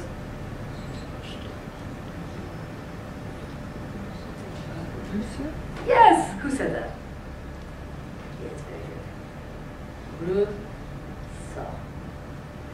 Now, Rousseau wrote that one of the things he wrote is that pitié, probably spelled wrong, is crucial to understanding realism. Now, by pitié, he doesn't mean pitying somebody. He doesn't mean pity. He means compassion. And by compassion, he doesn't even mean put yourself in that person's position and see how they would, if you were in that person's position, how would you feel? No, he means you don't need to go that far. You don't even need to put yourself, just feel compassionate. Just care a little bit, a little tiny bit. A little more compassion goes a lot longer. And this pitié is what Rousseau develops out of Marx's notion of the sensuous, of the practical sensuous. The practical sensuous is this compassion thing. By the way, he wrote a thing called Discourse, the Discourse on Inequality. Has anybody heard of this? It's a book about maybe 90 pages long. Not to make you feel bad, I think he was about 24 when he wrote this. That's the first irritating thing. The second irritating thing is that he wrote it as an exam answer. Okay, so that's all. Hate him. Okay, the exam question was, what is the cause of inequality in our time? And the people that were writing on the Feuerbachian notion of material. So they were getting into this whole thing about, well, some people don't have enough bread roll and some have this. And what Rousseau did was he said, nope, here's the basis of inequality of our time. He said, the basis of inequality of our time is when man came along, put his toe in the sand. I don't know what's with these people on their feet.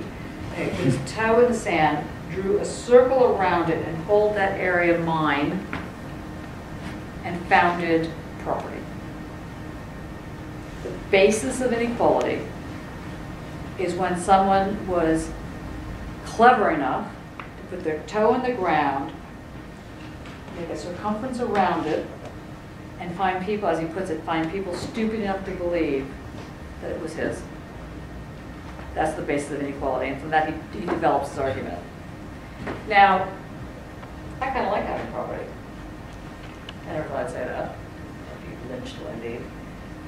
But the question is, what type of property? I mean, I like the idea of having a washing machine in my house. I don't like the idea of going to, I don't know, the well for, the community discussions and also doing your laundry. I've done that. I've carted 9, because I'm sure you guys have done this too, where you have like your laundry just piles up until finally you have to force yourself to take it to the laundromat. And you take it to the laundromat, and I was living in Canada at this point of the story, and they have trams. And I had just cleaned 9 loads of wash. That's taking up all the washing machines at the same time, and then the dryers at the same time.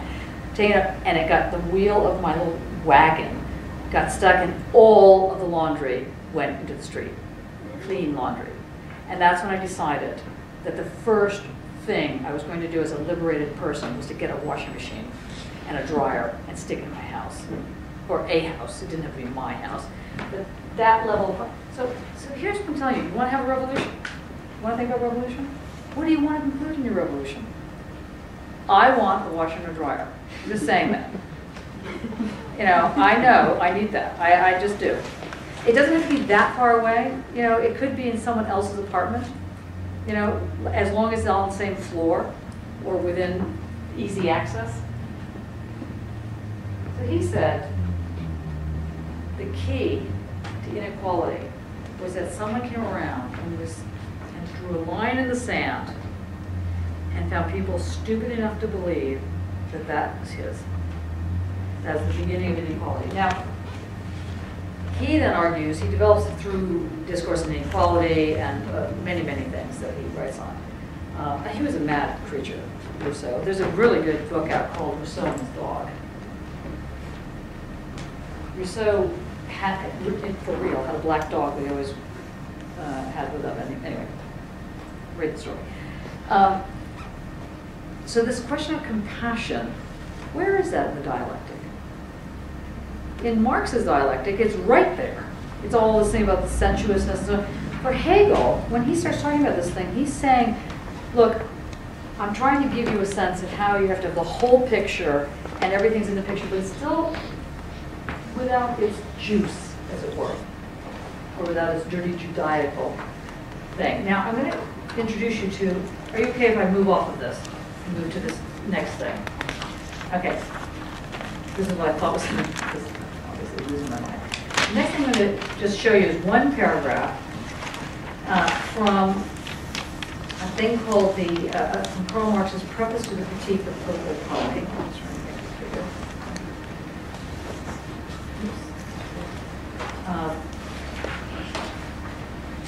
Oops.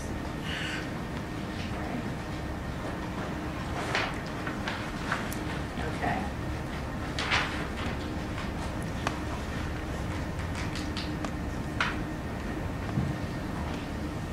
Now, I told you that you have to come up with something, to dream something.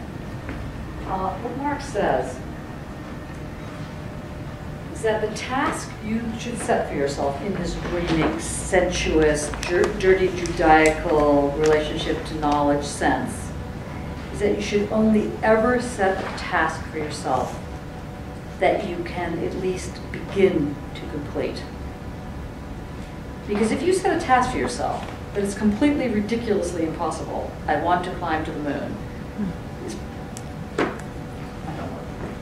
it's not saying that you can't be frivolous. It's just saying that choose your frivolity well. So he says, now, in this thing, the preface to the critique of political economy, it's actually preface, it's his preface, it's Marx's preface to the critique of political economy was a piece that was written by Hegel.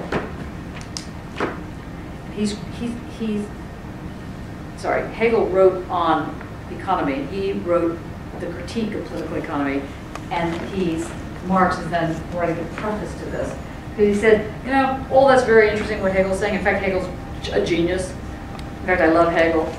He just got it sideways. I told you that before. I'll show you again, because you probably forgot that bit. But here's the preface to this. Here's the prequel, as we would say today. Mankind, and this is the first sentence, is thus, don't write like that. Don't start with a conclusion. But anyway, mankind thus inevitably sets for itself only such task as it is able to solve. Think about it. This is the dialectic at work. This is the notion of how you go forward in order to create the ground. Mankind thus inevitably sets itself only such task as it is able to solve, since upon closer examination will always show that the problem itself arises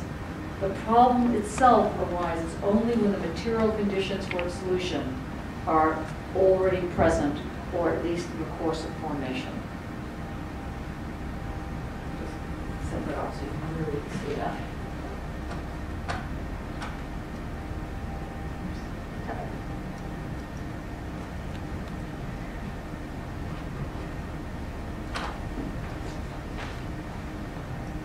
Mankind inevitably sets itself only such task as it is able to solve. Now that sounds rather tautological, doesn't it? Think about this. You're going to make a project. You're going to do some artwork as an artist. You don't sit there, or maybe you do sit there and say that I'm an artist. I'm now going to do work. That'd be very odd. I don't think anybody sits there and goes, I'm an artist, or I don't sit there going, I'm a philosopher, and I'm going to think. It doesn't work like that. You're doing stuff. You set yourself this task. You don't know if it's going to work out. You don't set yourself the task simply because you know it's going to work out, and you're just bored with life, and you just have to have tasks. He's saying, you want to change the world? If you're going to change the world, recognize there are drones. Recognize that people are not going to go, oh, you think I'm racist? Yeah? Yeah? Oh, thanks for telling me. I knew something was wrong. Okay, I'll stop being racist. No, they're going to shoot you. Okay? Usually. Especially if it's the wrong they, that you can raise your hand and go, you're really not saying this very well. You're really oppressing people. They're going, oh, wow, thanks for telling me.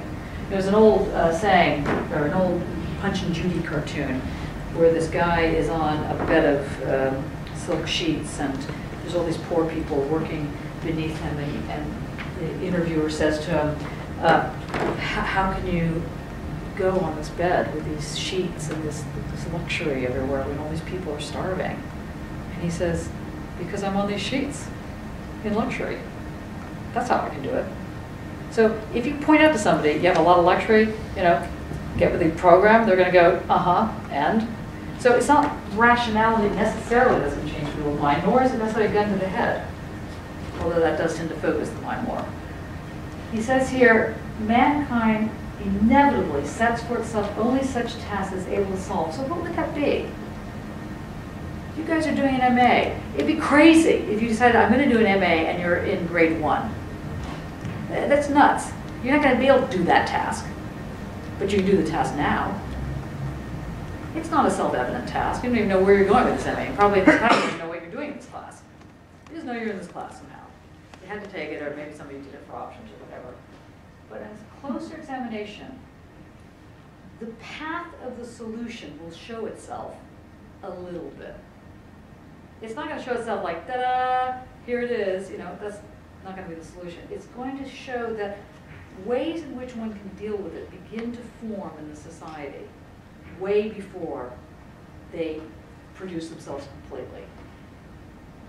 Since upon closer examination, the problem itself arises only when the material conditions for its solution are already present, or at least in the course of formation. Now, Marx has another little comment on this. Can you remember this, or do you mind if I switch to the other thing? He basically says, honestly, I am getting to Hegel. He basically says there's a thing called the 18th Brumaire.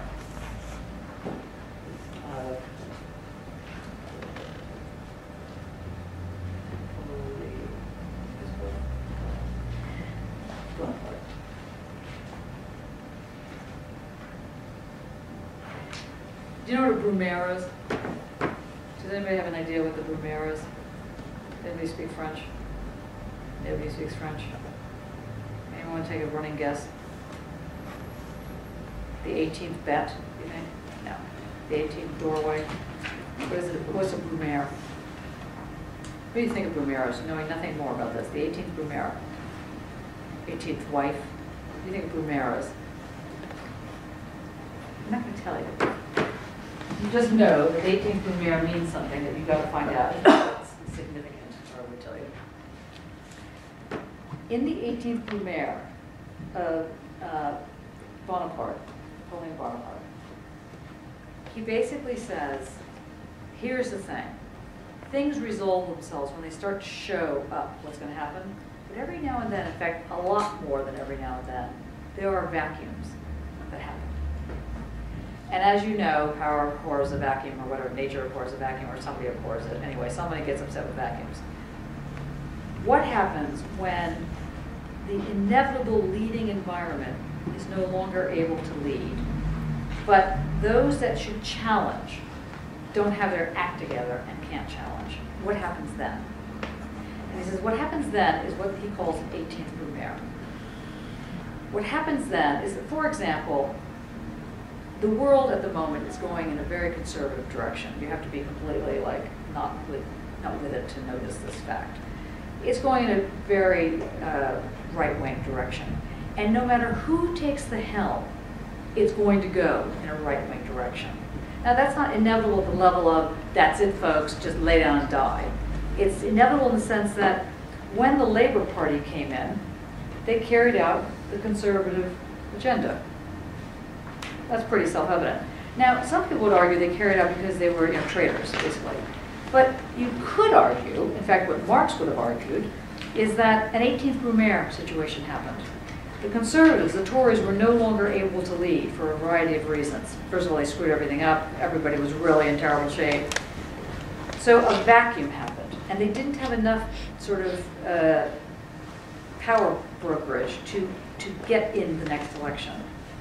the Labour Party comes in, comes up through the middle, as it were, and sort of colonizes or takes over that moment. But it's still in the moment of the Tory scenario.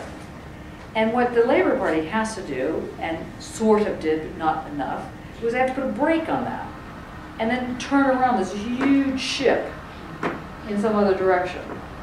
Now, it's a lot easier not to do that. And not only is it a lot easier, sometimes it's more practical, more realist, not to do this. Now, the same thing could be said about Obama right now.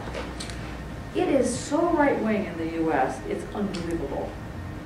Now, it is true that there are competing ideologies that are going on with this presidential election, but Obama is not exactly the most left-wing person on the face of the planet, as much as I love Obama. He is not on the left. I mean, he's obviously a raving communist next to Romney. So he's doing a Brumaire. The Obama administration is actually holding the fort. And his argument is if they can get another 8 years or maybe another 20 years, that ship can get turned around. But until that happens, it's going in this direction. And it'll either go in this direction in a really nasty, vicious, violent way, or it'll go in this direction in a semi-nasty, vicious, violent way. But it's going in that direction. So the Brumaire aspect is what Marx analyzes is, okay, on the one hand, you rise to the occasion. You try and solve a problem that is showing itself to you. You finally can see it. Scales fall from your eyes. Ooh, that's the problem, I get it. I see there can be exit. I see we must take people. I see that there is this educated thing going on. I get it. I get how subjectivity, object goes. It all makes sense now on some level. I just can't do it. I'm just stuck. I can't do it. So someone comes in and says, I'll help you, my pretty. Here, come here.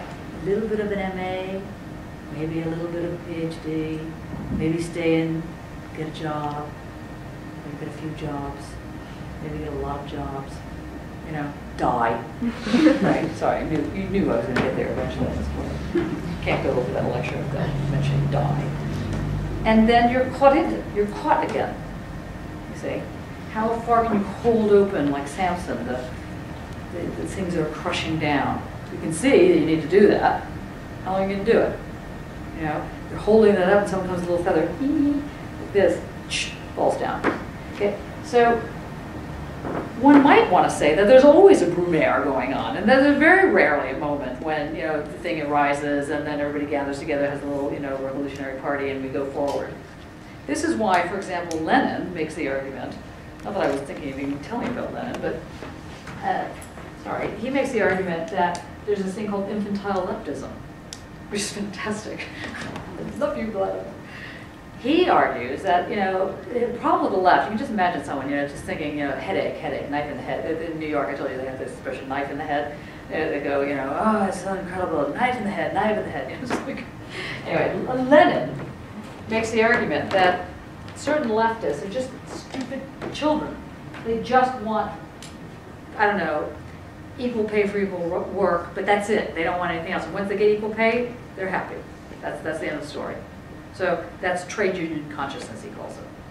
Or they're, but what about the people that really, really, really, really, really are going to go to the barricades, are going to die for freedom, for our freedom, and they're not just the military soldiers. He says, those people, we must help.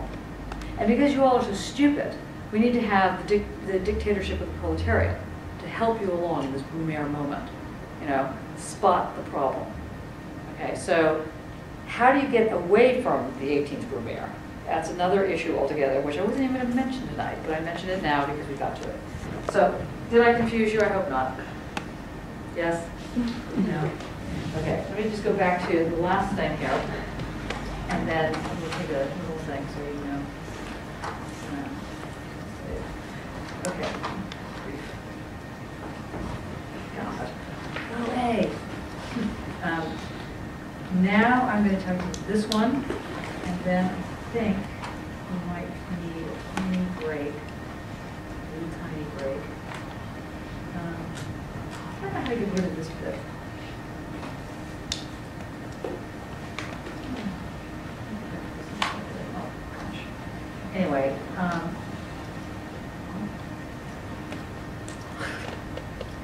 Okay, never mind.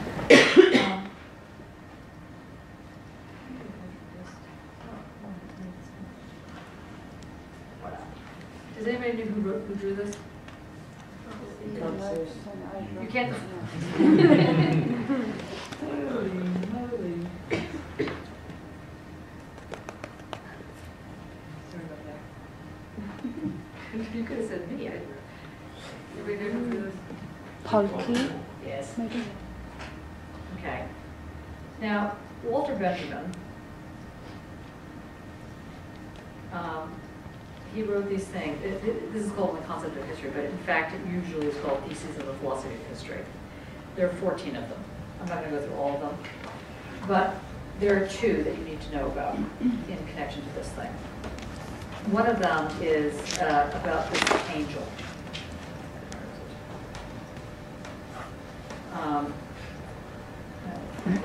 Sorry.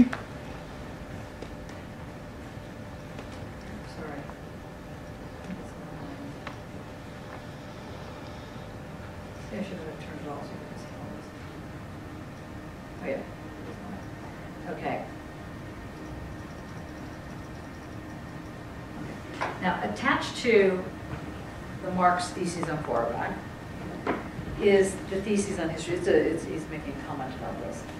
And he's saying that there's this angel looking as though he's about to move away from something he's fixedly contemplating. Now, if you look at that painting, I never would have myself interpreted it that way, but all right, you know, read Straw Dogs.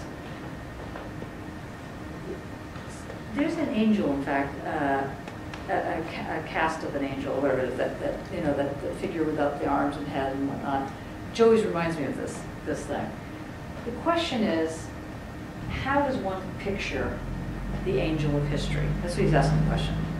He's saying, forget whether or not there really is an angel of history. He's saying, how do you picture the angel of history? Because is there something like a guardian angel that can swoop in and save us from the 18th Brumaire?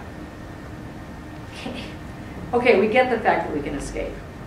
We get the fact that you have to take on responsibility. We get the fact that, you know, revolution is a sensuous affair, not a logical affair. Or to put it slightly differently, logic is sensuous. And to forget that is to forget everything. So, but you're tired. You've had it. Okay, enough already. You know, got the lesson. Got it 15 times. You know, for those people that have been, you know, horrible things that happened to them or their family, you get it. You get it. Got it. Got them. Time out. You know, understand. And he's saying, okay, the angel, his eyes are staring, his mouth is open, he's seen too much, basically. His wings are spread. This is how one pictures the angel of history. His face is turned toward the past. Where we perceive a chain of events, he sees one single catastrophe which keeps piling wreckage upon wreckage upon wreckage and hurls it in front of his feet. The angel would like to stay, would like to awaken the dead and make whole that which has been smashed. But a storm is blowing in from paradise. It has caught him. It has got caught his wings with such a violence that the angel can no longer close them. The storm irresistibly propels him into the future, to which his back is turned, while a pile of debris before him grows skyward. This storm is what we call progress. Now, he's saying here, all right, we're trying to change this big ship, the ship that's going in whatever direction it's going in. And it seems like the more things change, the more things remain the same. The more they change, the more you get that you could probably get away, the more horrible it is that you know you can't get away. It's like this kind of thing. You are the angel. All of you are the angel. And he's talking about the pain, the sadness, it's not even sadness, it's the horror of being the angel that is forced to always look at the past as you get blown into the future, because you can't do otherwise, because you're stuck. And you're stuck because part of it is the storm we call progress. Now, this is probably the most, or one of the most, if not the most important fragment of Benjamin's writing that you should think about. People have written many theses on this one paragraph. Many ways that artists have taken up the whole angel of history and trying to think as themselves being an angel. What does that mean? This spirit of knowledge, the sensuous spirit of knowledge, and how wounding it is in the face of progress, in the face of trying to turn that ship. But to turn it in a way where certain things are preserved in progress, like washing machines in your house, like freedom to decide, like, you know, whatever, you know, your mobile phones. The storm is what we call progress. So the question is, what's the bad part of progress you want to get rid of, and what's the good part of progress you want to keep? And what gives you the ability to decide?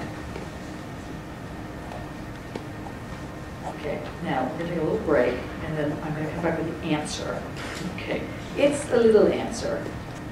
Where do you want the answer now before we take a break? You want a break? Cigarettes? Drugs? Diet Coke? Most important drug inventor. Diet Coke. Okay, take 5 minutes, come back.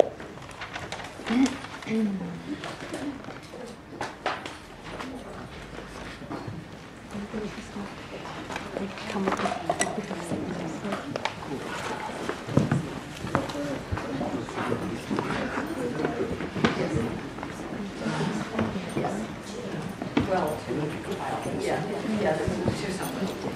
It's not being marked.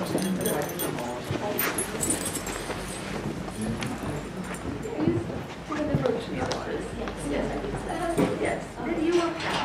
Right. You like to call cow? Because both of them no. Well, Patrick is so beautiful. But I don't really care. I mean, but it's you choose. Good. Okay. So fine. Anyway, so it has to go into my vision. If I don't say that, I'll come back and do something magic.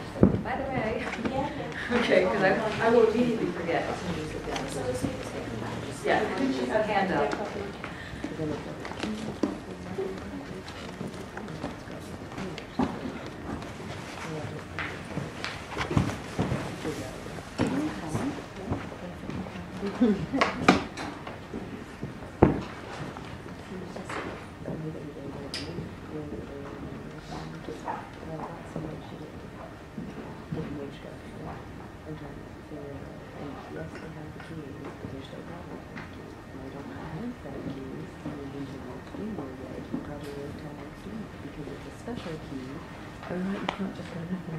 Oh, they try, but they don't have the right thing.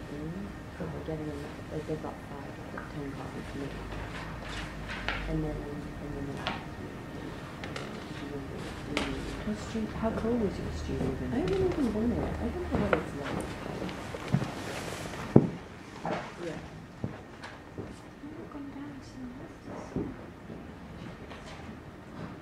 I know they had a meeting. Really trusting them. But at the same time, yeah, and pretty big. This is like and we're going to make an offer as well, so we can put that in and set it up first. So you can lock this up. It's got a code to get into the building as well, so that makes me feel like it's pretty safe. So people might be coming to there. So it should be okay. If the training is supposed to meet on Monday, you should be 5 o'clock at the goal. I really think it's after it's so cool. And I shouldn't get back to me until 6. And she's like, oh yeah, we had a group meeting at 4:30. And I knew we had a group meeting because she was all meeting before. So she told me 5 o'clock. And then she officially, I guess, found out the day was not getting back to me today. It's going to be in the group. And I was just thinking, what's going on? I was asking whether I want to just go to the studio or I want to be a strict member. Yes. And I said member. And then I go wondering, not having it on the website, not having an official document, not having to, you know what I mean, or anything. Well, at that meeting, yeah. Yeah, you know, I think they thought I was coming, and I was going to come. Except show me information. It was just like, so now I think they're like, oh yeah, you're really positive, and you should call me today. She wants me to do like little things. It will be good. And I just need my keys, so I can start working, so I can get organized. Because I'm just going to run because I'm not going to really focus on it. Like, what she do? But, you know, all this reading, I always do the night before or the day before because I just lose track of it. And it's starting to get a little bit scary for me because I feel like, well, it's November. If I do this kind of thing, I haven't really made anything. I had a tutorial in manual that went up and down. I did for my mom so did birth. And now it's like, yes, now. And it's just a lot. And then I think with the lesson moving out as well, and just feeling like, losing characters, I would only be a human interaction. Yeah, I had my own lesson, but not necessarily back to reality again. And that's not around anymore. And it's just like, just having her there, and like just talk art with, talk theory with, that helps me. Because I don't have that unless I come in. Because I'm not getting everything that I could do done, but then I'm not doing it. For instance, today, I'm really it took a while to get there. I was just so caught up in how many days. And then I was just like, nope. So, recorded it and put it over like a training class, because I don't have to record it. You know, things to find out how to run that to get it, and they send me one letter, the 11th of the page, I haven't yet. We'll see about this one, just the disabled form. Oh, right. But I need them for a recorder and possibly another computer. And they will do that, but you help me with this board. Because I need to capture it a little bit. I don't told you the other day, I'm doing things I'm still in the fee structure. Okay. It's just taking its time. I don't know, especially whether it's things or not, but I haven't settled down and I just, you know, yes, things that I do have time, but I have too much to do. I want to go and make something. Wait till we get to Adorno's negative dialectics and you'll really have your knuckles in the ground. It doesn't distract me. You want to have yourself to do that. I know timeline. Yeah. I kind of started genuinely doing I should do this between here and listen to this and this. Because it's not working, just getting it. You need to look at your like the 6 months and things. What is in that corner? This is the smoking corner. Yeah. I feel it, but it must be. Yes. Yeah, what we're talking about now, but yeah, it's just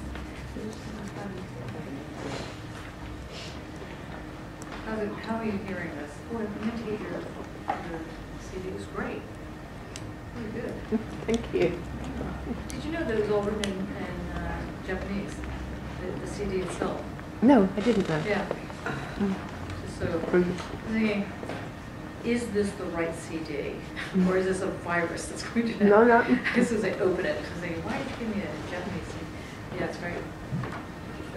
I'm going to have to bring it in next time.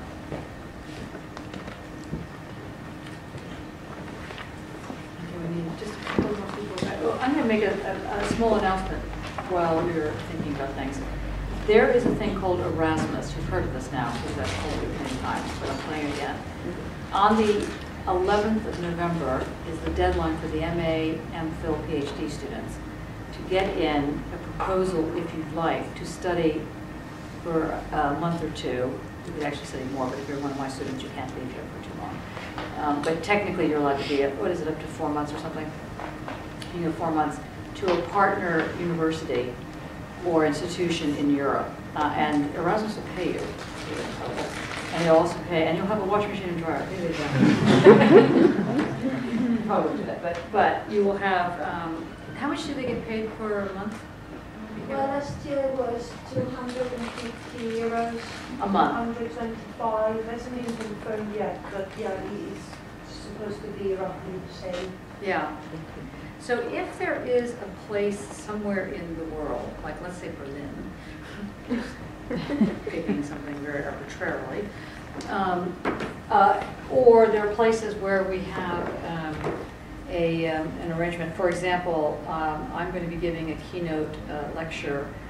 I think it's on the 23rd of November in Vienna, Friday, at a conference called Anus Dildo Mach. I don't know German, do you? Do you know what Mach might mean? Macht, power. Power. Yeah. Thank you.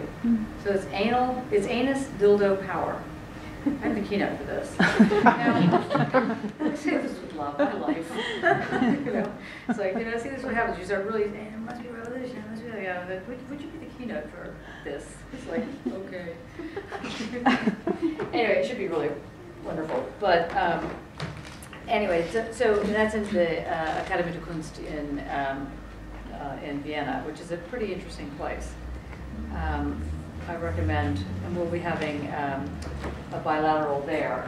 So if you're interested in doing this, don't lose the opportunity. We need to know by, we meaning Michaela, who's in the back there, or me, if you can write to me, but I'll send you to Michaela, so you might just cut out the middleman. If you are interested in going, either as student or staff, to a place in another country, for if you're staff, you can do it for 10 hours, for 2 days, or 5, whatever, it comes up to 10 hours. So, so don't forget this, Anna, and all other staff members that are around, so wherever you are. Or if you're students, then you can go for up to 4 months. Actually, you can go up for like a year, to be really honest, but you can't.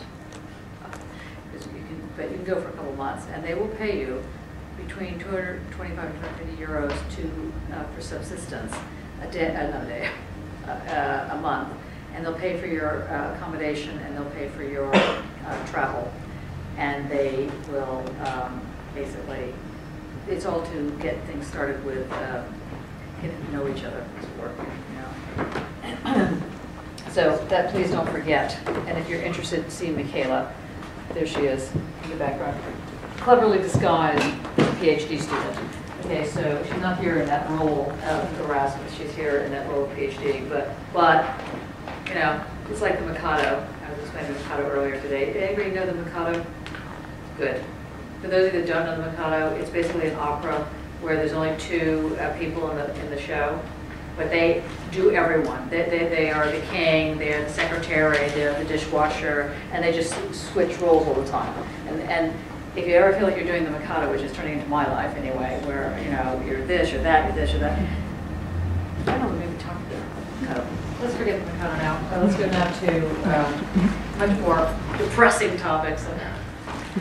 All right.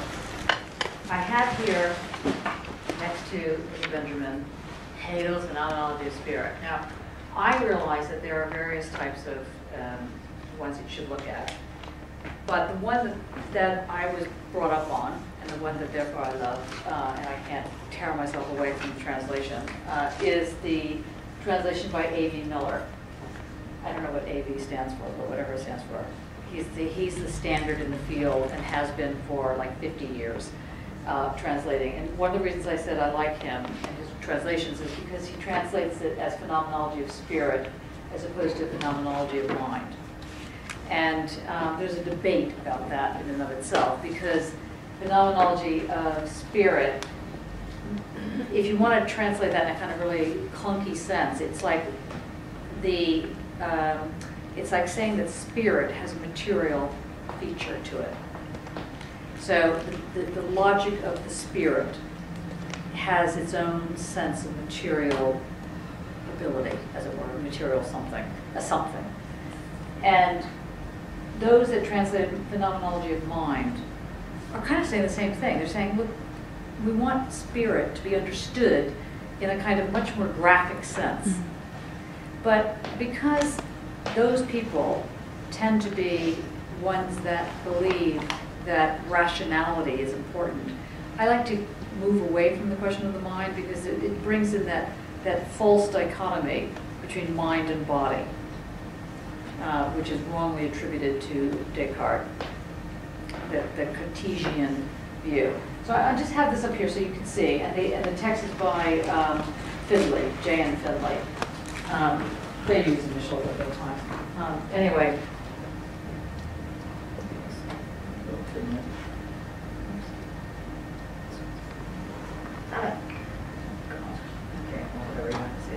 Okay, now the other thing, the reason I kept this on here is that I wanted you to also look at the quote that he's quoting from Gerhard Scholem. And it says here, "My wing is ready for flight. I would like to turn back." You ever feel like that? You ever feel like you're ready to really get going, and then the minute you're really ready to go, and you're going, actually, come to think of it, I think I'll take a break. You know, no. He goes on to say, if I stayed timeless time, I would have little luck of being able to turn back. So just sit there for a second with that. My wing is ready for flight. I would like to turn back. It's a little bit, again, we go to the Wizard of Oz, where the Cowardly Lion is going to the bad witch's house. It's annoying that all the bad people have to be the witches, but anyway, I digress. Anyway, goes to the bad witch's castle, and there's a big sign up that says, "I'd turn back if I were you." And he goes, right. Starts to turn around. Of course, he's grabbed, and they drag him forward. My wing is ready for flight. I would like to turn back. But if I stay as though I had the choice to just rise above time and become timeless time, I would have little luck in being able to turn back. So think about it. I would like to say, all this has been very interesting, wake me up when it's all over. You know, it's like that kind of thing, which a lot of us feel. I feel this on a continual basis. But if I really did that, if I really opted for a moment of timeless time, this infinite hovering kind of thing, there would be no way I could go forward or back. Because timeless time is stasis, is staying still. Stasis, S-T-A-S-I-S, stasis. So what he's saying, what he's suggesting here, is that time, history, while a drag to be forced to look at, or worse, to be stuck in, is less of a drag than not being stuck in it. We go to Hegel here. While it is, let me just say, while it is really upsetting to be upset, it's worse not to have any emotion. I think we can follow that one. Okay, it's not good to be crying and feeling like you're going to throw yourself off a bridge every 5 minutes. And if you feel that way, just try throwing yourself off a curb as a symbolic moment. I do that. Just of course, don't throw yourself off a curb when a car is coming, but anyway. That reminds me, when I was robbed on Monday, I was coming to Birmingham. I was on the Oval train, the Oval line, going to Euston, and this whole thing went on, big kerfuffle, whatever. And I get to Euston because I became hyper-rationalist. Must get on the train because I paid for it. Okay. Realizing, of course, the person who had my bag also had my train ticket, but anyway, that didn't stop at that point. And somebody had thrown themselves in front of a train. And all the trains at Euston were stopped. Now, rather than have the right reaction of compassion and what a horrible thing that someone has died, I was like, I can't believe this. You know, first I get robbed, then I get to Euston after, hell and high water, and someone has killed themselves on my journey. And that's when I realized, must step away from the plate. Must come back to kind of reality. not good that I had that kind of like very typically London or New York reaction. Okay, now I want you to go to the table of contents. So I want to show you something. This is how you read these kind of books. Probably shouldn't be on the World Wide Web. You go to the bathroom, give yourself a nice bath. Like I said, if you don't have a bath, hopefully you have a toilet there or something where you can be away from the maddening crowd. And you read books backward. You look at the index. You look at the table of contents. You think, what is this table of contents saying? And you can spend the whole time just looking at the table of contents. You don't even read the book yet. You know, that takes long. Look at this. Look at the preface. Don't do that in your thesis, okay? This is like very annoying on so many levels. However, it is very useful. It's bigger. Bigger. Okay. Here. Oops. Blah. It's really quite sad. You know, it's better if you don't know how to use technology, but then if you don't actually know how to read. Sorry, I'm talking to myself. Okay. Try it again. When you look at the first thing is please read this. Not the whole book, but the parts I'm going to show you. Because it's going to help on some level, and it'll be with you for a long, long time. Anyway, it's able to be found on the net, on ARG, which I told you about. But if you can't find it, let me know, and we'll put it on the web itself. Sorry. Okay. The first thing I'm going to introduce you to is the thing that he calls the preface. The second thing is, guess what? Introduction. He really doesn't get to his book. He keeps going. You know, introduction is quite long. Look at how long this is. It just keeps going. Consciousness, self-consciousness, reason, and look at that. He's got C, and then it's like, this reminds me of someone we know and love. Didn't you have like 1.1, 1.1, 1.11, 1.11, right? You're Hegel.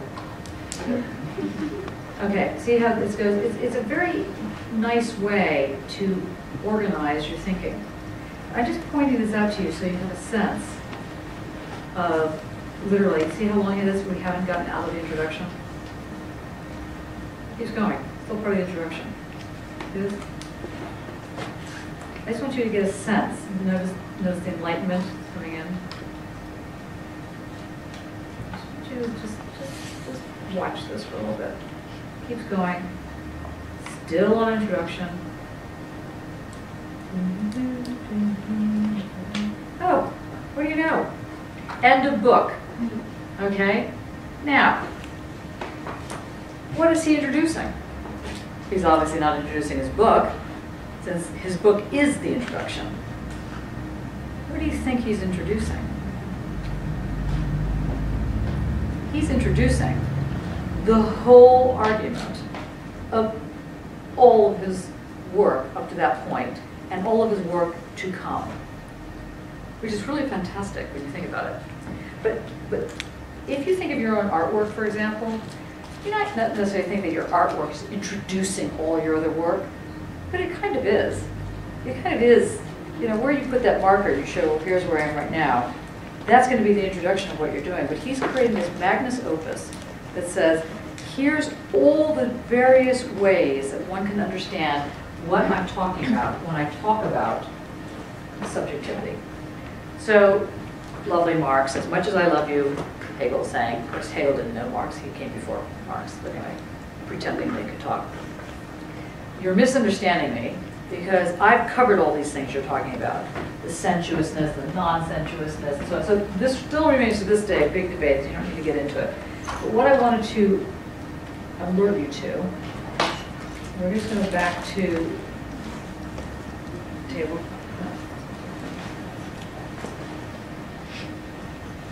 Yeah.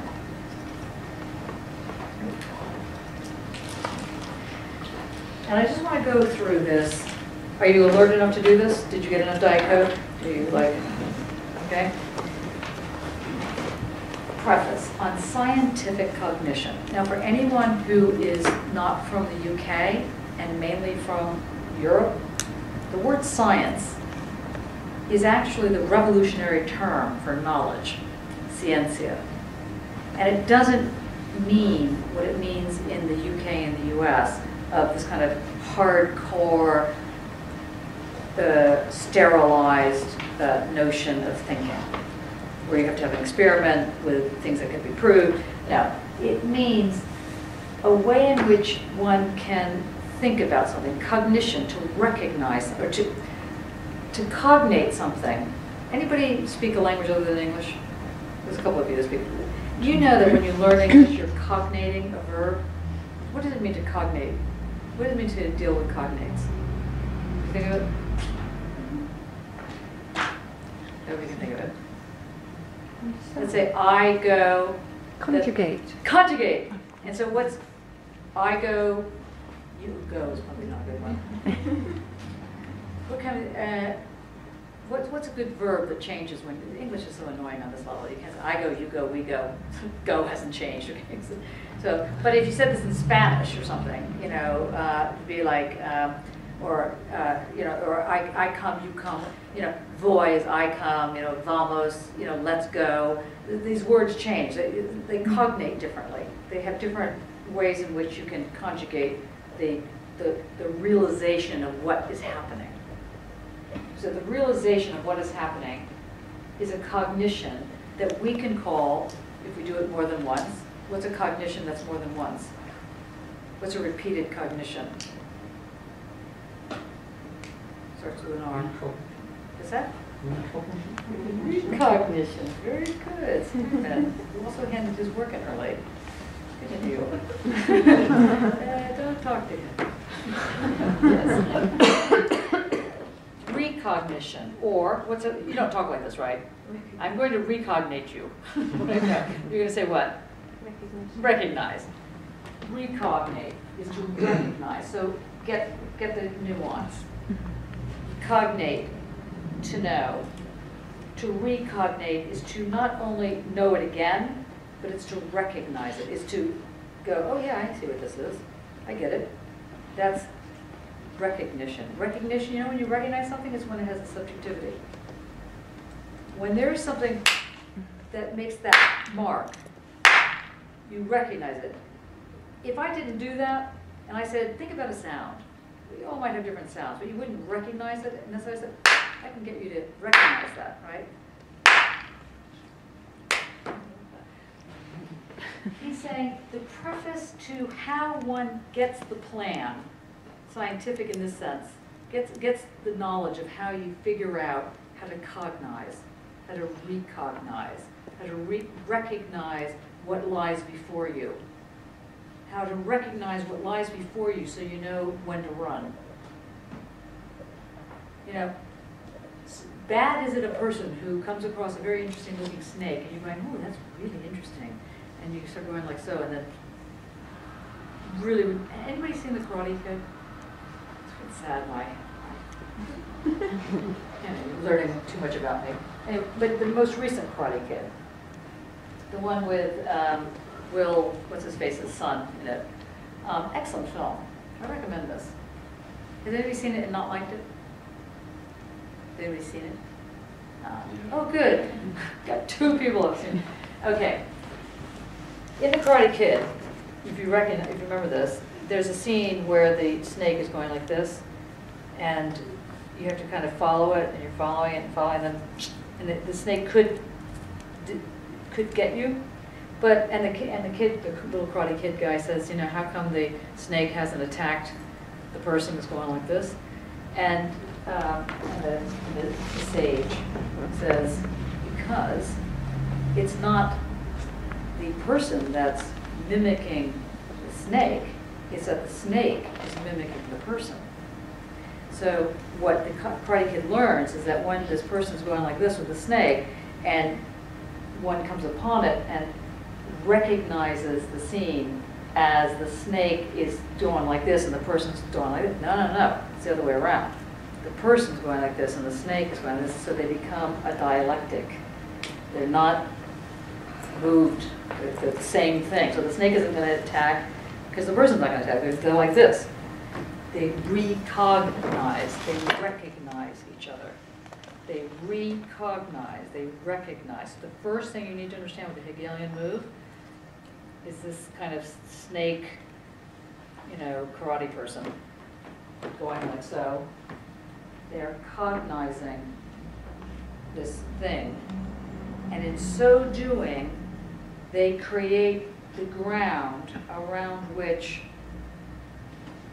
knowledge is being established. What type of knowledge? Who knows? It's not like it's snake knowledge or karate master knowledge. It's just the knowledge that this goes like this. That's all it is. And that, he says then, this is in the table of contents, so we haven't even gotten to his writing. The element of the true is the notion, and its true shape is scientific system. Interesting. The fact that a concept, the fact that spirit can be cognized, can be recognized, can be set up in a way that is the way to do it, not some other way. Not because any other way could be an opinion, the snake could bite you, you could bite the snake. But when it's like so, when the cognition is going, the recognizing, he's saying that the element of the true is the notion, the concept. The thing that makes something true is the fact that its concept gives it shape to the system. It's like a way in to understanding how the bigger picture operates. That's the very first thing you need to understand.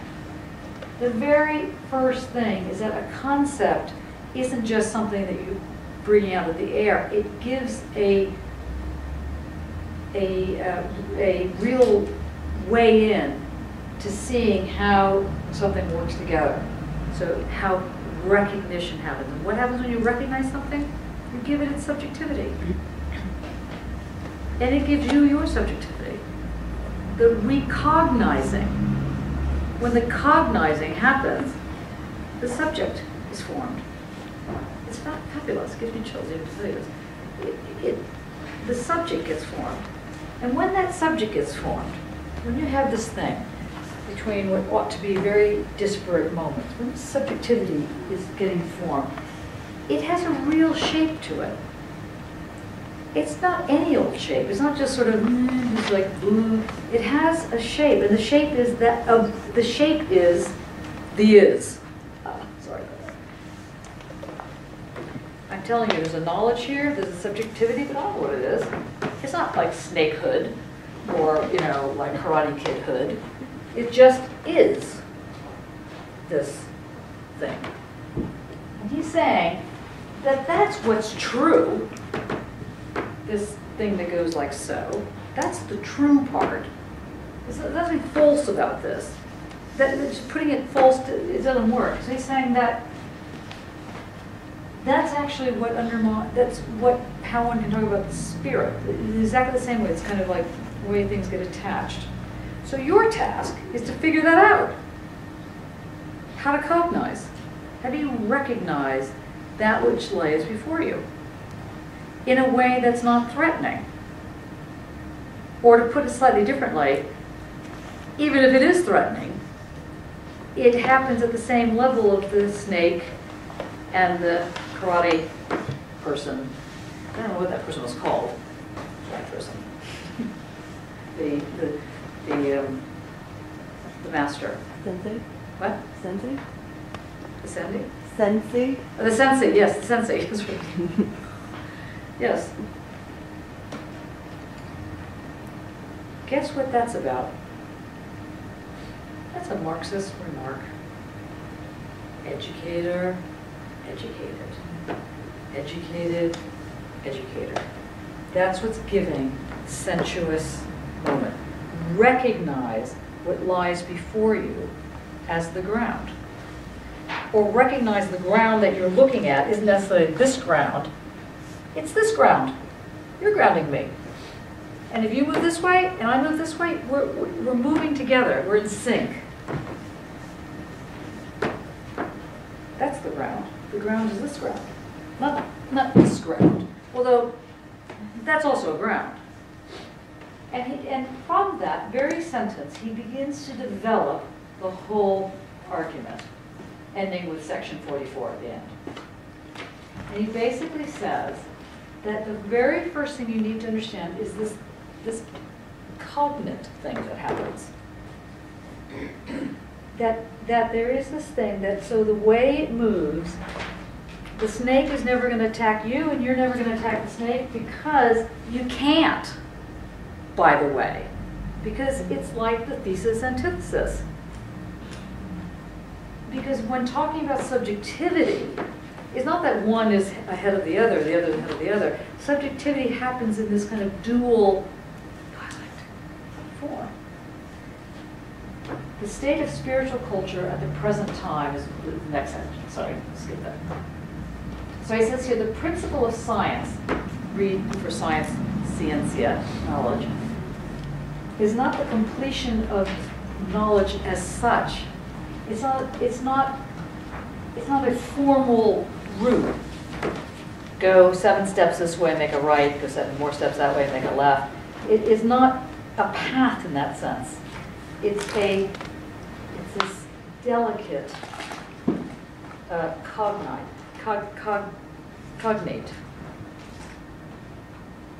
Now, he goes further on, and he starts, when you get past it to section 18, the transformation of picture thoughts and familiar ideas into thoughts, the next important thing. So he's saying, okay, we have a tree, all cows are black in the night, or however that expression goes. We have these things in our mind. We have these pictures in our mind. We all form pictures. To think is to form a picture, he's saying. You know, you got something in your mind, you put it as a picture, a mental image of some kind. And he says, well, how do you get that from that mental image to the actual thought, to its fullness, so that you have this thing going on? That's the key. That's when you start realizing the power of subjectivity. So he gets into these notions of what a concept is. Okay, we have 1 more minute. I want to just, we have 2 more minutes. In the section 22, he says, he gets into this question of what does this mean, and talk about the negative, which I'm not going to get into tonight. I'm just going to raise it as an issue. That's going to be an important issue. I just want to run down to, I'm sorry, I took longer to say this than I meant to. Now remember the whole thing about sense certainty, and the this, meaning and perception? Here's where he gets into this whole thing. However, what I wanted to leave us on is the relation between self-consciousness, which is the truth of self-certainty, and the way in which one thinks of one's conscience, or the consciousness of something. The truth of self, I'm just going to say this because we're running out of time, annoyingly. A lot of you get taught Marxism and, let's say, dialectics through this slightly annoying thing called the Lord and Bondage, or master-slave dialectic. Has anybody ever heard this before? I think it should be thrown away. It's just irritating, unless they're talking about S&M. And I'm quite serious about this, because the argument in Hegel is that the master is always, really the slave. Because the slave, if the slave doesn't want to, bring things to this master, then the master can't be a master. Well, guess what? The master can kill the slave and get another one if the slave is really misbehaving. Because in reality, you happen to unfortunately be the slave and you're upsetting the master and you're not dealing with the master. while it is true on some level that the slave might hold the cards, it's a little bit overthought to think that the slave has more power than the master, unless you're talking about sexual S&M. And it's only in that case that the slave, well, I choked it out, has more power than the master. Consent is involved. So I want to be very clear about this form of the S&M. And for those of you who've ever been involved in that kind of thing, where where there are safe words.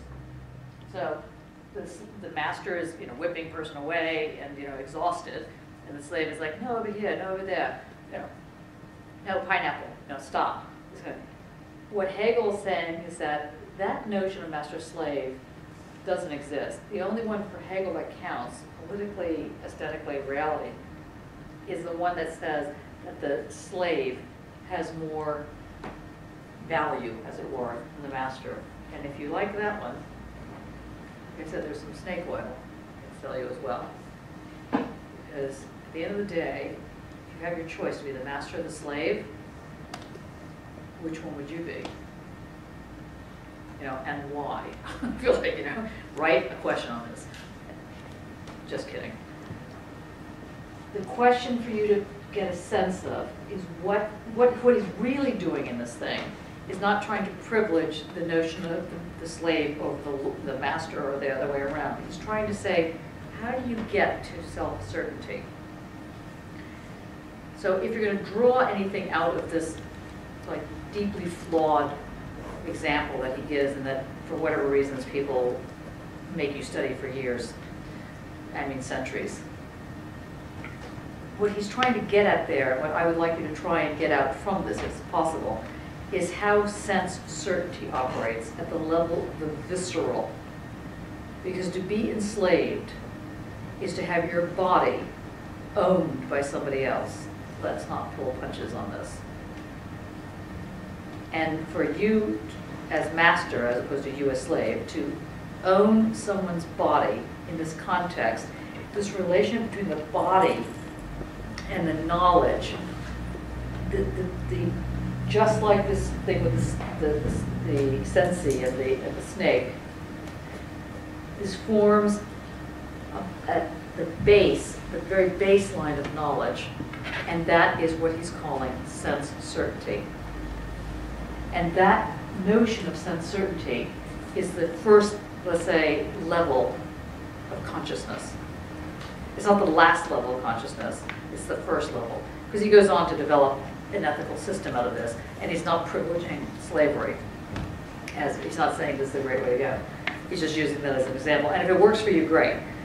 But it's so often badly interpreted, so that the slave is better than the master better than.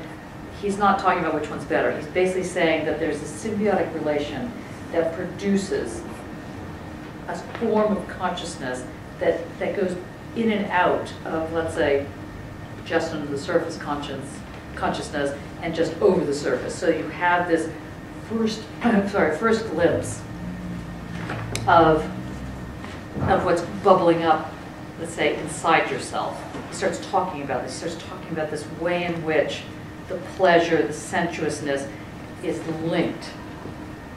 And it's in this kind of argument that many people will argue that there's no way that robots can do this. A robot is not going to be able to do this because there's something else going on with the snake, pardon me, and the sensi, as opposed to a robot could mimic you, could be like so, but it's not going to form this bond. And it's the bond he's talking about, this unbreakable thing that creates the first moment of subjectivity. And then Marx is going to play with that notion of subjectivity. He's going to say, no, you got to deal with the objectivity. We're going to have a little bit more on this. But are you okay about leaving it now, or do you have any question?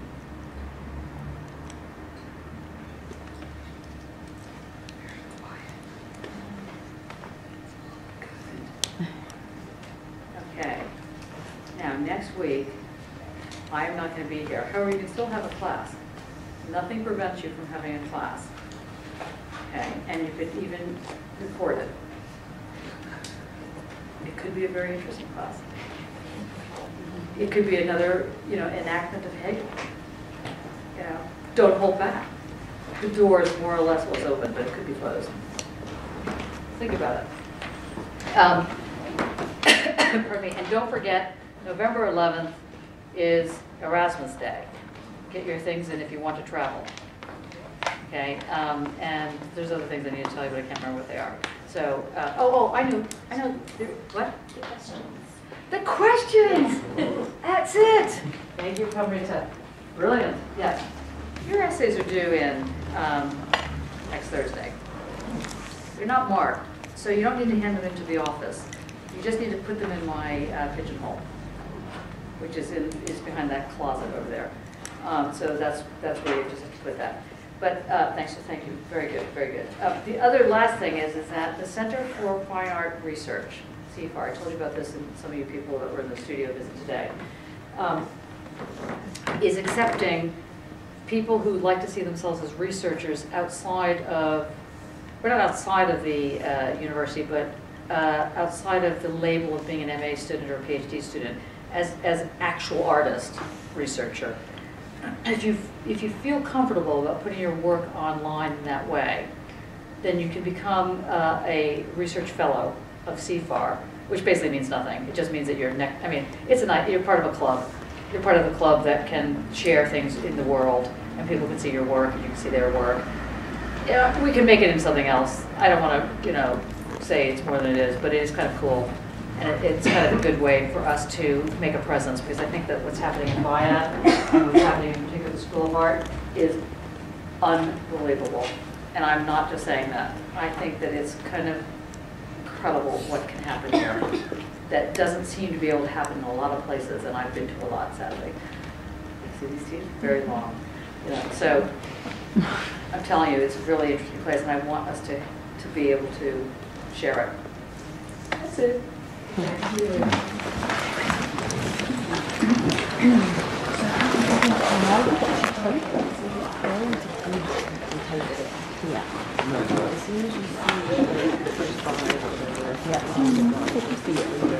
Highlight the link, copy things into your